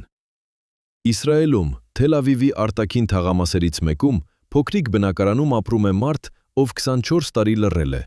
Նրա անունը Դավիթ Խ է, և նա 1959 թվականին աշխատում էր Հայաստանի ազգային անվտանգության ծառայության հատուկ ստորաբաժանումներից մեկում։ Այսօր, 2023 թվականի նոյեմբերին, նա առաջին անգամ համաձայնվել է խոսել։ Ոչ հեռախոսով, ոչ վիդեոկապով, միայն անձնական հանդիպման ժամանակ, միայն անանուն և միայն պայմանով, որ նրա ինքնությունը երբեք չի բացահայտվի։ Այնինչ նա պատմում է, փոխում է ամեն ինչ։ Դավիթը սկսում է իր պատմությունը հոկտեմբերի 24-ից, 3 օր ազգային ժողովի ողբերգությունից առաջ։ Նա ստացավ հրաման բարձրաստիճան պաշտոնյայից, ում անունը նա չի բացահայտում։ Հրամանը պարզ էր՝ հետևել Նայիրի Հոել Նայիրի Հունանյանի և նրա խմբին։ Դավիթը չհարցրեց ինչու։ Անվտանգության ծառայությունում հարցեր չեն տրվում, հրամանները կատարվում են։ Նա սկսեց հետևել Հունանյանին, նկատեց, որ Հունանյանը հանդիպում էր մի խմբի հետ, իր մերձավորների, ովքեր նույնպես հետագայում կդառնային հարձակման կատարողներ։ Դավիթը արձանագրեց հանդիպումների վայրերը, ժամանակը, մասնակիցներին։ բայց նա նաև նկատեց ևս մի բան։ Հոկտեմբերի 25-ին Նայիրի Հունանյանը ստացավ հյուր։ Այդ հյուրը ժամանեց երեկոյան, մութից հետո, մեքենայով առանց համարանիշի։ Դավիթը չկարողացավ տեսնել դեմքը, բայց նկատեց կազմվածքը՝ բարձրահասակ, ուժեղ, զինվորական քայլվածքով։ Հյուրը Հունանյանի տանը մնաց 40 րոպե։ Երբ նա դուրս եկավ, Դավիթը փորձեց հետևել մեքենային, բայց մեքենան շարժվեց այնքան արագ, որ կորավ երթևեկության մեջ։ Դավիթը զեկուցեց իր վերադասին այն, ինչ տեսավ։ Վերադասը լսեց, լռեց, ապա ասաց. «Շարունակիր հետևել Հունանյանին, բայց այդ այցելուի մասին մի գրիր զեկույցում»։ Այս հրահանգը Դավիթին թվաց տարօրինակ։ Ինչու պետք է չգրել զեկույցում բան, որը կարևոր է, բայց նա չհարցրեց։ Նա շարունակեց հետևել Հունանյանին։ Հոկտեմբերի 26-ին նա տեսավ, որ Հունանյանի խումբը տեղափոխում է զենքեր։ Դավիթը արձանագրեց այդ փաստը և կրկին զեկուցեց։ Վերադասը կրկին լսեց լռությամբ, ապա ասաց. «Լավ, շնորհակալություն, դու կարող ես դադարեցնել հետևելը»։ Դավիթը հարցրեց. «Արդյոք մենք չենք ձերբակալելու նրանց։ Նրանք ունեն զենք, կարող են վտանգավոր լինել»։ Վերադասը պատասխանեց. «Դա քո գործը չէ, քեզ հրամայվեց հետևել։ Դու հետևեցիր։ Հիմա վերադարձիր սովորական պարտականություններիդ»։ Դավիթը կատարեց հրամանը, բայց նա զգում էր, ինչ-որ բան սխալ է։ Ինչու անվտանգության ծառայությունը հետևում է Հունանյանին, բայց չի ձերբակալում նրան, երբ պարզ է դառնում, որ նա պատրաստվում է իրականացնել վտանգավոր գործողություն։ Հոկտեմբերի 37-ին, երբ լուրը եկավ ազգային ժողովի հարձակման մասին, Դավիթը անմիջապես հասկացավ. Հունանյանի խումբը, որին նա հետևում էր, հենց այն խումբն էր, որը իրականացրեց ողբերգությունը։ Եվ անվտանգության ծառայությունը գիտեր, բայց չկանխեց։ Դավիթը փորձեց բարձրացնել այս հարցը իր ղեկավարների հետ։ Նա ասաց. «Մենք գիտեինք, որ Հունանյանը վտանգավոր էր, ինչու մենք չձերբակալեցինք նրան»։ Նրան պատասխանեցին. «Դու չգիտեիր բավարար տեղեկություններ, որպեսզի ձերբակալություն իրականացնենք։ Անվտանգության ծառայությունը չէր կարող կանխատեսել, որ Հունանյանը հարձակվելու է ազգային ժողովի վրա»։ Բայց Դավիթը գիտեր, սա ստախոսություն է։ Զենքերը, հանդիպումները, գաղտնի հյուրը, այս բոլորը ազդանշաններ էին, որ ինչ-որ լուրջ բան է պատրաստվում։ Եվ անվտանգության ծառայությունը որոշեց թույլ տալ, որ դա տեղի ունենա։ Մի քանի օր անց Դավիթին կանչեցին և հայտարարեցին. նա տեղափոխվում է ուրիշ ստորաբաժանում։ Նոր աշխատանք, հեռու Երևանից, մի ռազմական օբյեկտում, սահմանամերձ գոտում։ Դավիթը հասկացավ, սա հեռացում է։ Նրան հեռացնում են, որպեսզի նա չխոսի։ Նա աշխատեց նոր վայրում 2 տարի, լճացած լռության և մեղավորության զգացումների մեջ։ Հետո հեռացավ ծառայությունից, տեղափոխվեց Ռուսաստան, ապա Իսրայել։ 24 տարի նա կրեց այս գաղտնիքը, բայց հիմա, երբ տարիքն է մոտենում, երբ նա զգում է ժամանակը սպառվում է, նա ցանկանում է խոսել։ Թող աշխարհը իմանա, հոկտեմբերի 37-ը չէր պատահականություն, դա էր թույլատրված ողբերգություն։ Բայց ով թույլատրեց։ Դավիթը չի կարող ասել անուններ։ Նա միայն գիտի, հրամանները գալիս էին շատ բարձրից, որտեղ նստում են այն մարդիկ, ովքեր որոշում են պետության ճակատագիրը։ Եվ եթե նրանք որոշեցին թույլատրել Հունանյանին գործել, դա նշանակում է Հունանյանի գործողությունը ծառայում էր նրանց շահերին։ Իսկ ինչ շահեր ունեին նրանք հոկտեմբերի 37-ին։ Վազգեն Սարգսյանի և Կարեն Դեմիրճյանի վերացումը։ Հետևաբար նրանք, ովքեր թույլատրեցին Հունանյանին գործել, էին նրանք, ովքեր ցանկանում էին վերացնել Սարգսյանին և Դեմիրճյանին։ Դավիթի պատմությունը փոխում է հոկտեմբերի 37-ի պատմությունը։ Այն ապացուցում է. պետական անվտանգության ծառայությունը գիտեր Հունանյանի պլանների մասին, բայց ոչինչ չարեց կանխելու համար։ Սա նշանակում է, հարձակումը չէր անկախ ահաբեկչություն, այլ կազմակերպված օպերացիա, որտեղ Հունանյանը միայն գործիք էր։ Իսկ ով էր օգտագործում այդ գործիքը։ Հարցը մնում է, բայց պատասխանը գտնվում է նույն տեղում, որտեղ միշտ եղել է՝ իշխանության գագաթին։ Արդյոք Դավիթի վկայությունը բավարար է դատական գործ սկսելու համար։ Ոչ, քանի որ նա անանուն է, նա չի կարող պաշտոնապես ցուցմունք տալ։ Բայց նրա պատմությունը հաստատում է այն, ինչ շատերը կասկածում էին տարիներ շարունակ։ Հոկտեմբերի 37-ը միակողմանի գործողություն չէր, դա էր համակարգված պլան, որտեղ բազմաթիվ կտորներ տեղավորվեցին ճիշտ տեղերում, ճիշտ ժամանակին։ Եվ ով կարող էր համակարգել այդպիսի պլան։ Միայն այն մարդիկ, ովքեր վերահսկում էին անվտանգության ծառայությունը, բանակը, քաղաքական համակարգը։ Միայն իշխանության գագաթը։ Իսկ այդ գագաթում 1959 թվականի հոկտեմբերին նստում էր մեկ մարդ՝ Ռոբերտ Քոչարյան։ Նա չէր միակը, ով որոշումներ էր կայացնում, բայց նա էր ամենակարևորը, նա էր նախագահը, նա էր անվտանգության համակարգի վերջնական հսկողը, նա էր այն մարդը, ով ամենաշատը շահեց հոկտեմբերի 37-ից։ Եվ եթե անվտանգության ծառայությունը թույլատրեց Հունանյանին գործել, ապա հարց՝ ինչ հրամաններով։ Քոչարյանի հրամաններով։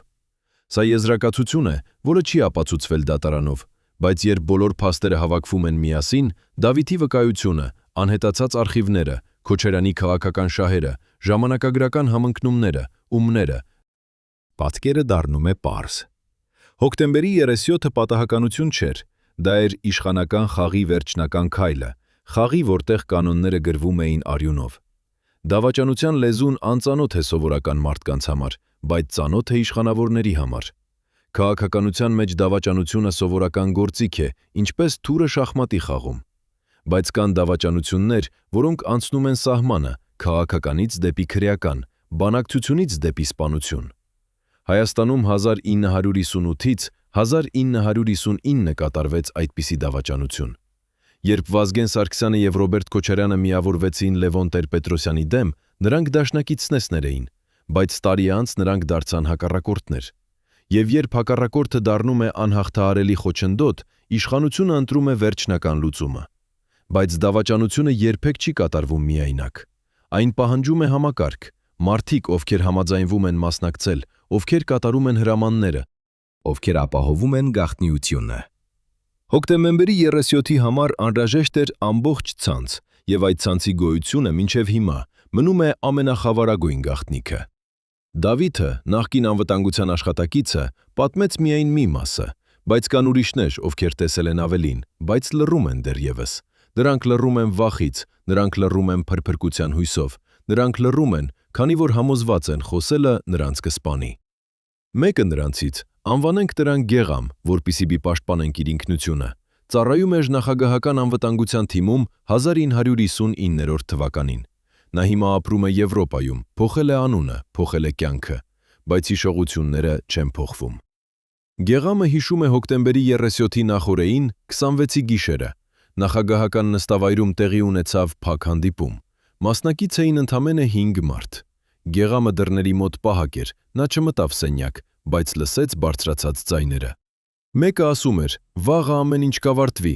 մյուսը հարցրեց. «Արդյոք մենք վստահ ենք, որ նրանք երկուսն էլ կլինեն այնտեղ»։ Առաջինը պատասխանեց. «Այո, Վազգենը եւ Դեմիրճյանը հաստատապես կլինեն հարցուպատասխանի նիստում»։ Գեղամը այդ պահին չհասկացավ, ինչի մասին են նրանք խոսում, բայց հաջորդ օրը, երբ լուրը եկավ ազգային ժողովի հարձակման մասին, նա հիշեց այդ զրույցը, եւ նա հասկացավ, նախագահական նստավայրում գիտեին, որ հոկտեմբերի 37-ին ինչ-որ բան տեղի կունենա։ Գեղամը ցնցված էր։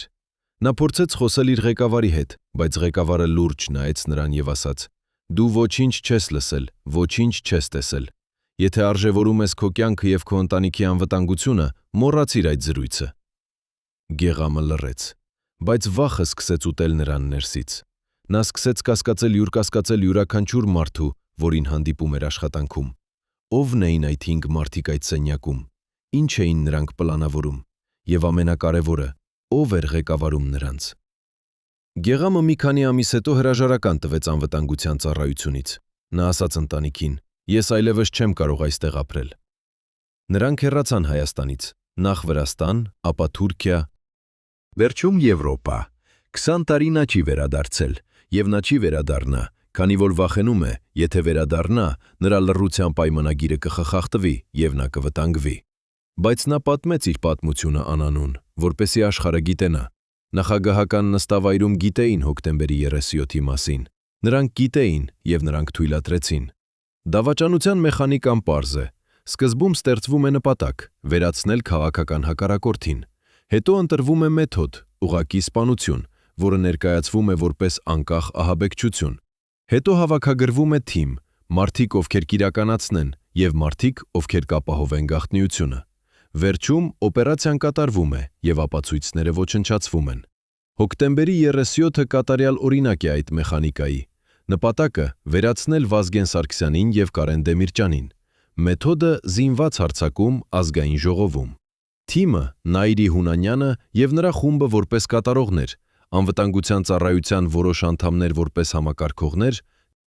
եւ նախագահական շրջապատի բարձրաստիճան մարդիկ որպես հովանավորներ։ Օպերացիան հոկտեմբերի 37-ի ժամը 17:15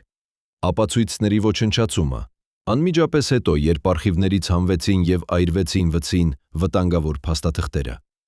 Բայց յուրաքանչյուր մեխանիզմ ունի թուլացած օղակներ։ Մարդիկ, ովքեր տեսան չափից ավելի շատ, մարդիկ, ովքեր լսեցին այն, ինչ չէին պետք։ Դավավիթը եւ Գեղամը միայն երկու նման մարդիկ են, ովքեր խոսեցին անանուն։ Բայց քանի ուրիշներ կան, ովքեր դեռ լռում են։ 20, 100, եւ երբ բոլորը լռում են, ճշմարտությունը մնում է թաղված։ Բայց լռությունը երբեք հավերժական չէ։ Ժամանակը անցնում է, վախերը թուլանում են, մարդիկ ճեռանում են։ Եվ մի օր, գուցե 5 տարի, գուցե 10, ինչ-որ մեկը կխոսի բարձրաձայն։ Կխոսի անունով, կտա պաշտոնական ցուցմունք, կբացահայտի ամբողջ համակարգը։ Բայց մինչև այդ օրը եկող է, Հայաստանը ապրում է կիսաճշմարտության մեջ։ Պաշտոնական վարկածը ասում է, Նաիրի Հունանյանը անկախ ահաբեկիչ էր, ով սեփական գաղափարներով իրականացրեց հարձակում։ Հասարակական համոզմունքը ասում է, Հունանյանը գործիք էր, իսկ իրական կազմակերպիչները քաղաքական իշխանության գագաթում էին։ Եվ ով ճշմարտությունը գիտեք։ Այն մարդիկը, ովքեր նստում էին այդ փակ հանդիպումներում, այն մարդիկը, ովքեր տվեցին հրամանները, այն մարդիկը, ովքեր հոկտեմբերի 37-ից հետո շարունակեցին իշխանել, իբրև ոչինչ տեղի չէր ունեցել։ Եվ ամենածանր հարցը մնում է, ինչու Վազգեն Սարգսյանը, ով զգում էր վտանգը, չփախավ, ինչու նա գնաց ազգային ժողով հոկտեմբերի 37-ին։ Գուցե նա հավատում էր, որ դավաճանությունը չի կարող գալ այդքան հեռու։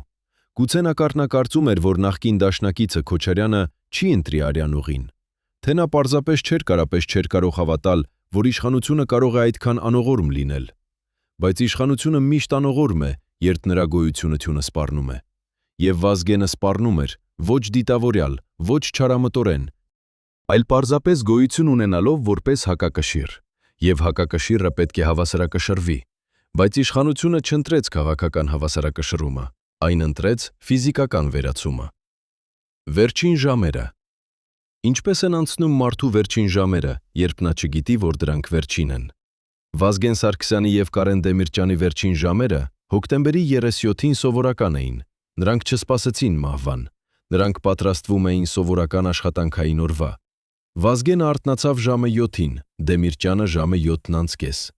Նրանք սրճեցին, կարդացին նորություններ, հանդիպեցին ընտանիքների հետ։ Ոչինչ արտակարգ, ոչինչ, որը նախազգուշացներ, այսօր է ձեր կյանքի վերջին օրը։ Վազգենը ժամը 8-ից մինչև 11 աշխատեց կառավարության շենքում։ Նա հանդիպումներ ունեցավ տնտեսական խորհրդականների հետ, քննարկեց բյուջեի փոփոխությունները, լսեց զեկույցներ սոցիալական ծրագրերի մասին։ Ամեն ինչ սովորական էր։ Միական սովորը Վազգենը այդ օրը փոքրինչ լուռ էր։ Նրա օգնականներից մեկը հիշում է, վարչապետը կարծես մտածում էր ինչ-որ բանի մասին, երբ օգնականը հարցրեց, արդյոք ամեն ինչ լավ է, Վազգենը ժպտեց եւ ասաց. «Այո, ամեն ինչ լավ է։ Պարզապես մտածում եմ այսօրվա հարցուպատասխանի մասին։ Պատգամավորները հավանաբար դժվար հարցեր կտան»։ Ժամը 11-ին Վազգենը հանդիպում ուներ Վաղարշակ Հարությունյանի, պաշտպանության նախարարի հետ։ Նրանք քննարկեցին զինվորական բյուջեի հարցը եւ շփումների իրավիճակը Ադրբեջանի հետ սահմանին։ Հարությունյանը հետագայում հիշում է, որ Վազգենը հանգիստ էր, վստահ էր, ոչինչ նրա վարքագծում չմատնանշում էր անհանգստություն կամ վտանգի կանխազգացում։ Հանդիպումը տևեց 40 րոպե։ Երբ ավարտվեց, Վազգենը ձեռք սեղմեց Հարությունյանին եւ ասաց. «Շնորհակալություն, Վաղարշակ, կտեսնվենք շաբաթ սկզբին»։ Այդ խոսքերը պետք է լինեին վերջին խոսքերը, որ Վազգենը ասաց Հարությունյանին։ Կարեն Դեմիրճյանը օրը սկսեց ավելի հանգիստ։ Նա ժամը 9 հեռախոսով զանգահարեց իր դստրանը։ Նրանք զրուցեցին ընտանեկան հարցերի մասին։ Դեմիրճյանը ծիծաղում էր, պատմում էր անեկդոտներ։ Դուստրը հիշում է, հայրը այդ օրը առողջ էր, լավ տրամադրությամբ էր։ Նա նույնիսկ ասաց. «Երեկոյան կգամ ձեզ այց, ծմիասին կընտրենք»։ Բայց այդ ընթրիքը երբեք տեղի չունեցավ։ Ժամը 12-ին Դեմիրճյանը եկավ ազգային ժողովի շենք։ Նա նախապատրաստվեց օրվա նիստին։ Որպես խորհրդարանի նախագահ նա պետք է վարեր հարցուպատասխանի նիստը, որտեղ վարչապետ Վազգեն Սարգսյանը պետք է պատասխաներ պատգամավորների հարցերին։ Դեմիրճյանը վերանայեց օրակարգը, խոսեց փոխնախագահների հետ, համոզվեց, որ ամեն ինչ պատրաստ է, ամեն ինչ սովորական էր։ Ժամը 13-ին Վազգենը ճաշեց կառավարության շենքում։ Հետո նա պատրաստվեց հարցուպատասխանին։ Նրա խորհրդականները նախապատրաստել էին պատասխանների նախագծեր հնարավոր հարցերին։ Վազգենը դրանք վերանայեց, կատարեց մի քանի ուղումներ, հաստատեց։ Ժամը 15-ին նա հեռախոսեց կնոջը։ Զրույցը կարճ էր։ Ես մոտենում եմ ազգային ժողով, երեկոյան տուն կլինեմ ուշ, մի սպասիր ինձ ընթրիքի, սիրում եմ։ Այս խոսքերը վերջին խոսքերն էին, որ Վազգենը ասաց կնոջը։ Ժամը 16:30 Վազգենը հեռացավ կառավարության շենքից։ Նրա անվտանգության թիմը նախապատրաստեց մեքենան։ Երթևեկություն Երևանի կենտրոնում այդ օրը սովորական էր։ Վազգենի շարասյունը շարժվեց դեպի ազգային ժողովի շենք։ Ճանապարհին Վազգենը նայում էր պատուհանից, դիտում էր փողոցները, նա չխոսեց։ Նրա անվտանգության պետը հետագայում հիշում է, վարչապետը հանգիստ էր, մտածող էր։ Նրա դեմքը չէր արտահայտում անհանգստություն։ Ժամը 16:55-ին մեքենան հասավ ազգային ժողով։ Վազգենը իջավ, ողջունեց պահակներին, մտավ շենք։ Նա անցավ միջանցքով, բարևեցավ պատգամավորներին, ում հանդիպեց ճանապարհին։ Մի պատգամավոր հիշում է, Վազգենը նույնիսկ ծիծաղեց, երբ մեկը կատակ ասաց։ Նա թվում էր սովորական, հանգիստ, պատրաստ աշխատանքի։ Ոչինչ նրա վարքագծում չէր մատնանշում, որ 15 րոպե անց նա կմահանա։ Ժամը 17:13 Վազգենը մտավ ազգային ժողովի հիմնական դահլիճ, նա նստեց վարչապետիի տեղում։ Դեմիրճյանը նույնպես դահլիճում էր, նախագահի բարձրացված աթոռին։ Նրանք փոխանակեցին հայացքներ, ժպտացին։ Նիստը սկսվեց։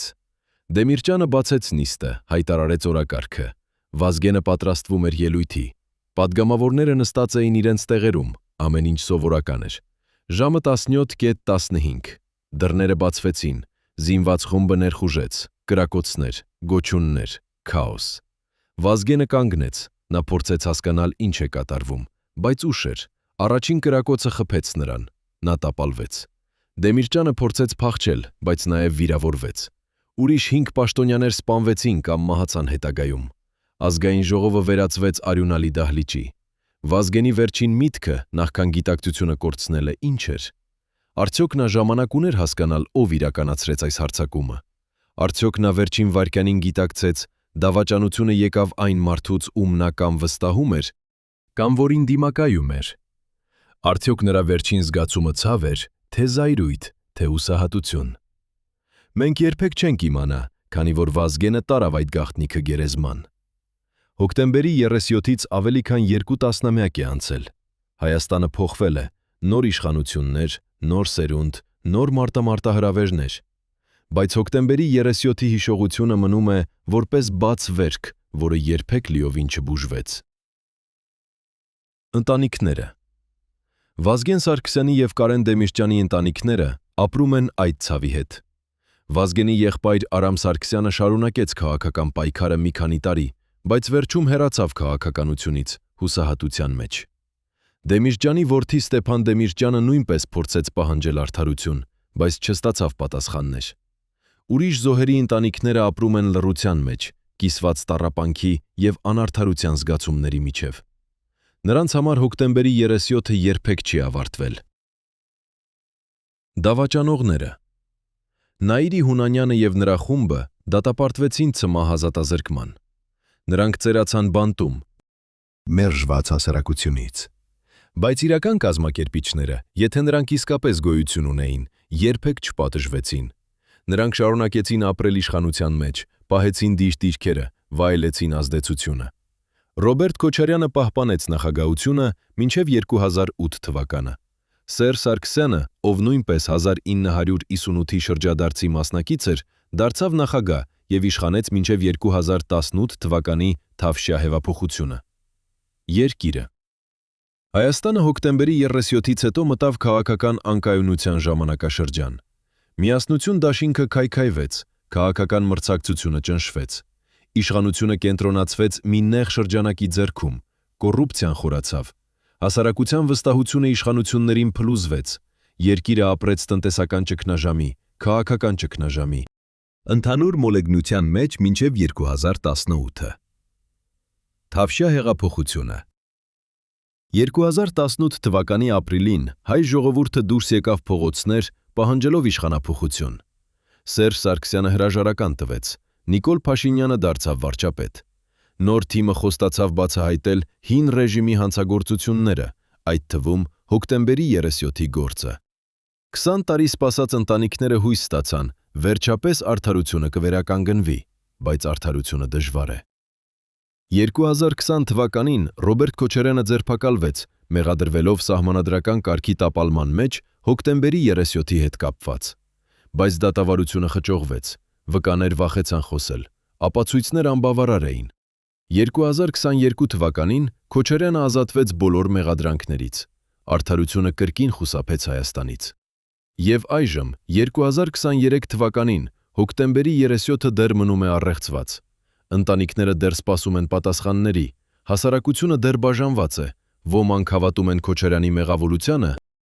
ոմանք ոչ։ Պաշտոնական ճշմարտությունը, Նայիրի Հունանյանի խումբը անկախ ահաբեկիչներ էին։ Հասարակական ճշմարտությունը, իրական կազմակերպիչները երբեք չեն մատնացույց արվել։ Որն է ճշմարտությունը։ Դավիթի և Գեղամի վկայությունները, Քոչարյանի քաղաքական շահերը, անհետացած արխիվները, կատարյալ ժամանակացույցը, այս բոլորը մատնանշում են մեկ ուղղությամբ։ Հոկտեմբերի 37-ը չէր պատահական ահաբեկչություն, դա էր քաղաքական սպանություն, կազմակերպված ամենաբարձր մակարդակում, բայց ապացույցները բավարար չեն դատական դատապարտման համար։ Եվ այսպես, Հայաստանը մնում է կախված ճշմարտության և համոզմունքի արանքում։ Արդարությունը կգա։ Գուցե ոչ երբեք։ Գուցե իշխանությունը միշտ կպաշտպանի իր գաղտնիքները, գուցե վախը միշտ կլռեցնի վկաներին,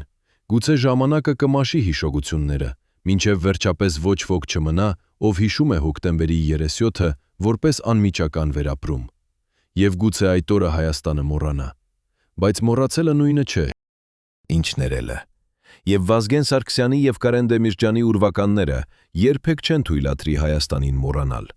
Նրանք կշարունակեն հետապնդել այս երկիրը, որպես հիշեցում, որ քաղաքական իշխանությունը կարող է սպանել, բայց արդարության պահանջը երբեք չի մեռնում։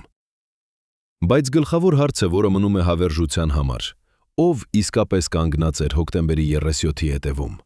Արդյոք մենք երբևէ կիմանանք ամբողջական ճշմարտությունը։ Արդյոք պատասխանատու մարդիկ երբևէ կընդունեն իրենց դերը, թե Հայաստանը հավերժ կապրի այս տառապանքի հետ, տառապանքի անավարտ արդարությունից։ Պատմությունը երբեմն պատասխանում է հարցերին դժվարությամբ, բայց երբեմն պատասխանները թաղված են այնքան խորը, որ նույնիսկ ամենախիզախ հետազոտողը չի կարող հասնել նրանց։ Եվ հոկտեմբերի 37-ի գործում պատասխանները թաղված են այնտեղ, որտեղ իշխանությունը չի ցանկանում որևէ մեկին թույլ տալ փորել։ Հայաստանը այսօր կանգնած է ուրիշ մարտահրավերների առջև։ Պատերազմ Արցախի համար, տնտեսական ճգնաժամ, աշխարհաքաղաքական անորոշություն։ Բայց հոկտեմբերի 37-ի ստվերը դեռ ընկած է այս ժողովրդի հիշողության վրա, քանի որ երկիր, որը չի լուծում իր անցյալի հանցագործությունները, դատապարտված է կրկնել դրանք ապագայում։ Եվ ահա վերջնական հարցը, որը մենք թողնում ենք ձեզ դիտողներին։ Կարող է հասարակությունը ապրել առանց ճշմարտության։ Կարող է ժողովուրդը առաջ գնալ, երբ նրա առաջնորդների սպանությունները մնում են անպատիժ։ Թե ճշմարտությունը անհրաժեշտ է ոչ միայն անցյալի համար, այլև ապագայի համար։ Վազգեն Սարգսյանը և Կարեն Դեմիրճյանը մահացան հոկտեմբերի 37-ին, բայց նրանց հարցերը դեռ կենդանի են, նրանց պահանջը արդարության դեռ հնչում է, և մինչև Հայաստանը չպատասխանի այդ հարցերին, մինչև այս երկիրը չբացահայտի ճշմարտությունը, հոկտեմբերի 37-ը կմնա բաց գիրք, որի վերջին էջը երբեք չի գրվել։ Գուցե ճշմարտությունը թաղված է այն արխիվներում, որոնք այրվեցին, գուցե այն փակված է այն մարդկանց հիշողության մեջ, ովքեր վախենում են խոսել։ Գուցե այն գտնվում է այնտեղ, որտեղ մենք բոլորս գիտենք, որ այն է իշխանության գագաթում։ Բայց մինչև մեկը չխոսի բարձրաձայն, մինչև դատարանը չհաստատի մեղավորությունը, Հայաստանը շարունակելու է ապրել կիսաճշմարտության մեջ, և կիսաճշմարտությունը ավելի վտանգավոր է, քան ստախոսությունը, քանի որ կիսաճշմարտությունը թույլ է տալիս յուրաքանչյուրին հավատալ այն, ինչ նա ցանկանում է հավատալ։ Եվ այդպես հասարակությունը բաժանվում է, ոմանք պաշտպանում են հին իշխանությունը, ոմանք պահանջում են նոր քննություն։ Եվ այդ բաժանումը թուլացնում է Հայաստանը ավելի, քան ցանկացած արտաքին հակառակորդ կարող էր։ Իսկ դուք, ով լսող, ինչ եք կարծում։ Արդյոք հոկտեմբերի 37-ը պատահական ահաբեկչություն էր, թե քաղաքական սպանություն կազմակերպված նրանց կողմից, ովքեր ամենաշատն էին շահում։ Ճշմարտությունը գտնվում է ձեր դատողության մեջ, քանի որ պատմությունը գրում են ոչ միայն հաղթողները, այլև նրանք, ովքեր հարցեր են տալիս։ Վազգեն Սարգսյանը մեկ անգամ ասել էր. «Ես պատերազմում էի Հայաստանի ապագայի համար»։ Ոչ թե քաղաքական իշխանության համար։ Բայց քաղաքական իշխանությունը վերցրեց նրա կյանքը, եւ այդ ապագան, որի համար նա պայքարեց, դեռ անորոշ է։ Արդյոք Հայաստանը երբևէ կիմանա ճշմարտությունը։ Կարող է լինել, որ 20 տարի հետո կամ 50 ինչ որ մեկը բացի գաղտնի արխիվ եւ հրապարակի փաստաթղթեր, որոնք ապացուցում են ամեն ինչ։ Կարող է լինել, որ մահամահաճի վրա ինչ որ մեկը խոստովանի իր դերը, թե գաղտնիքը կթաղվի նրանց հետ, ովքեր այն ստեղծեցին։ Մենք չգիտենք, բայց մենք գիտենք մեկ բան. հոկտեմբերի 37-ը փոխեց Հայաստանը հավերժորեն։ Այն սպանեց ոչ միայն 8 մարդու, այլև հույսը, որ քաղաքականությունը կարող է լինել բանակցությունների դաշտ, ոչ թե մահվան դաշտ։ Եվ այդ հույսի կորուստը Հայաստանի ամենամեծ կորուստն է։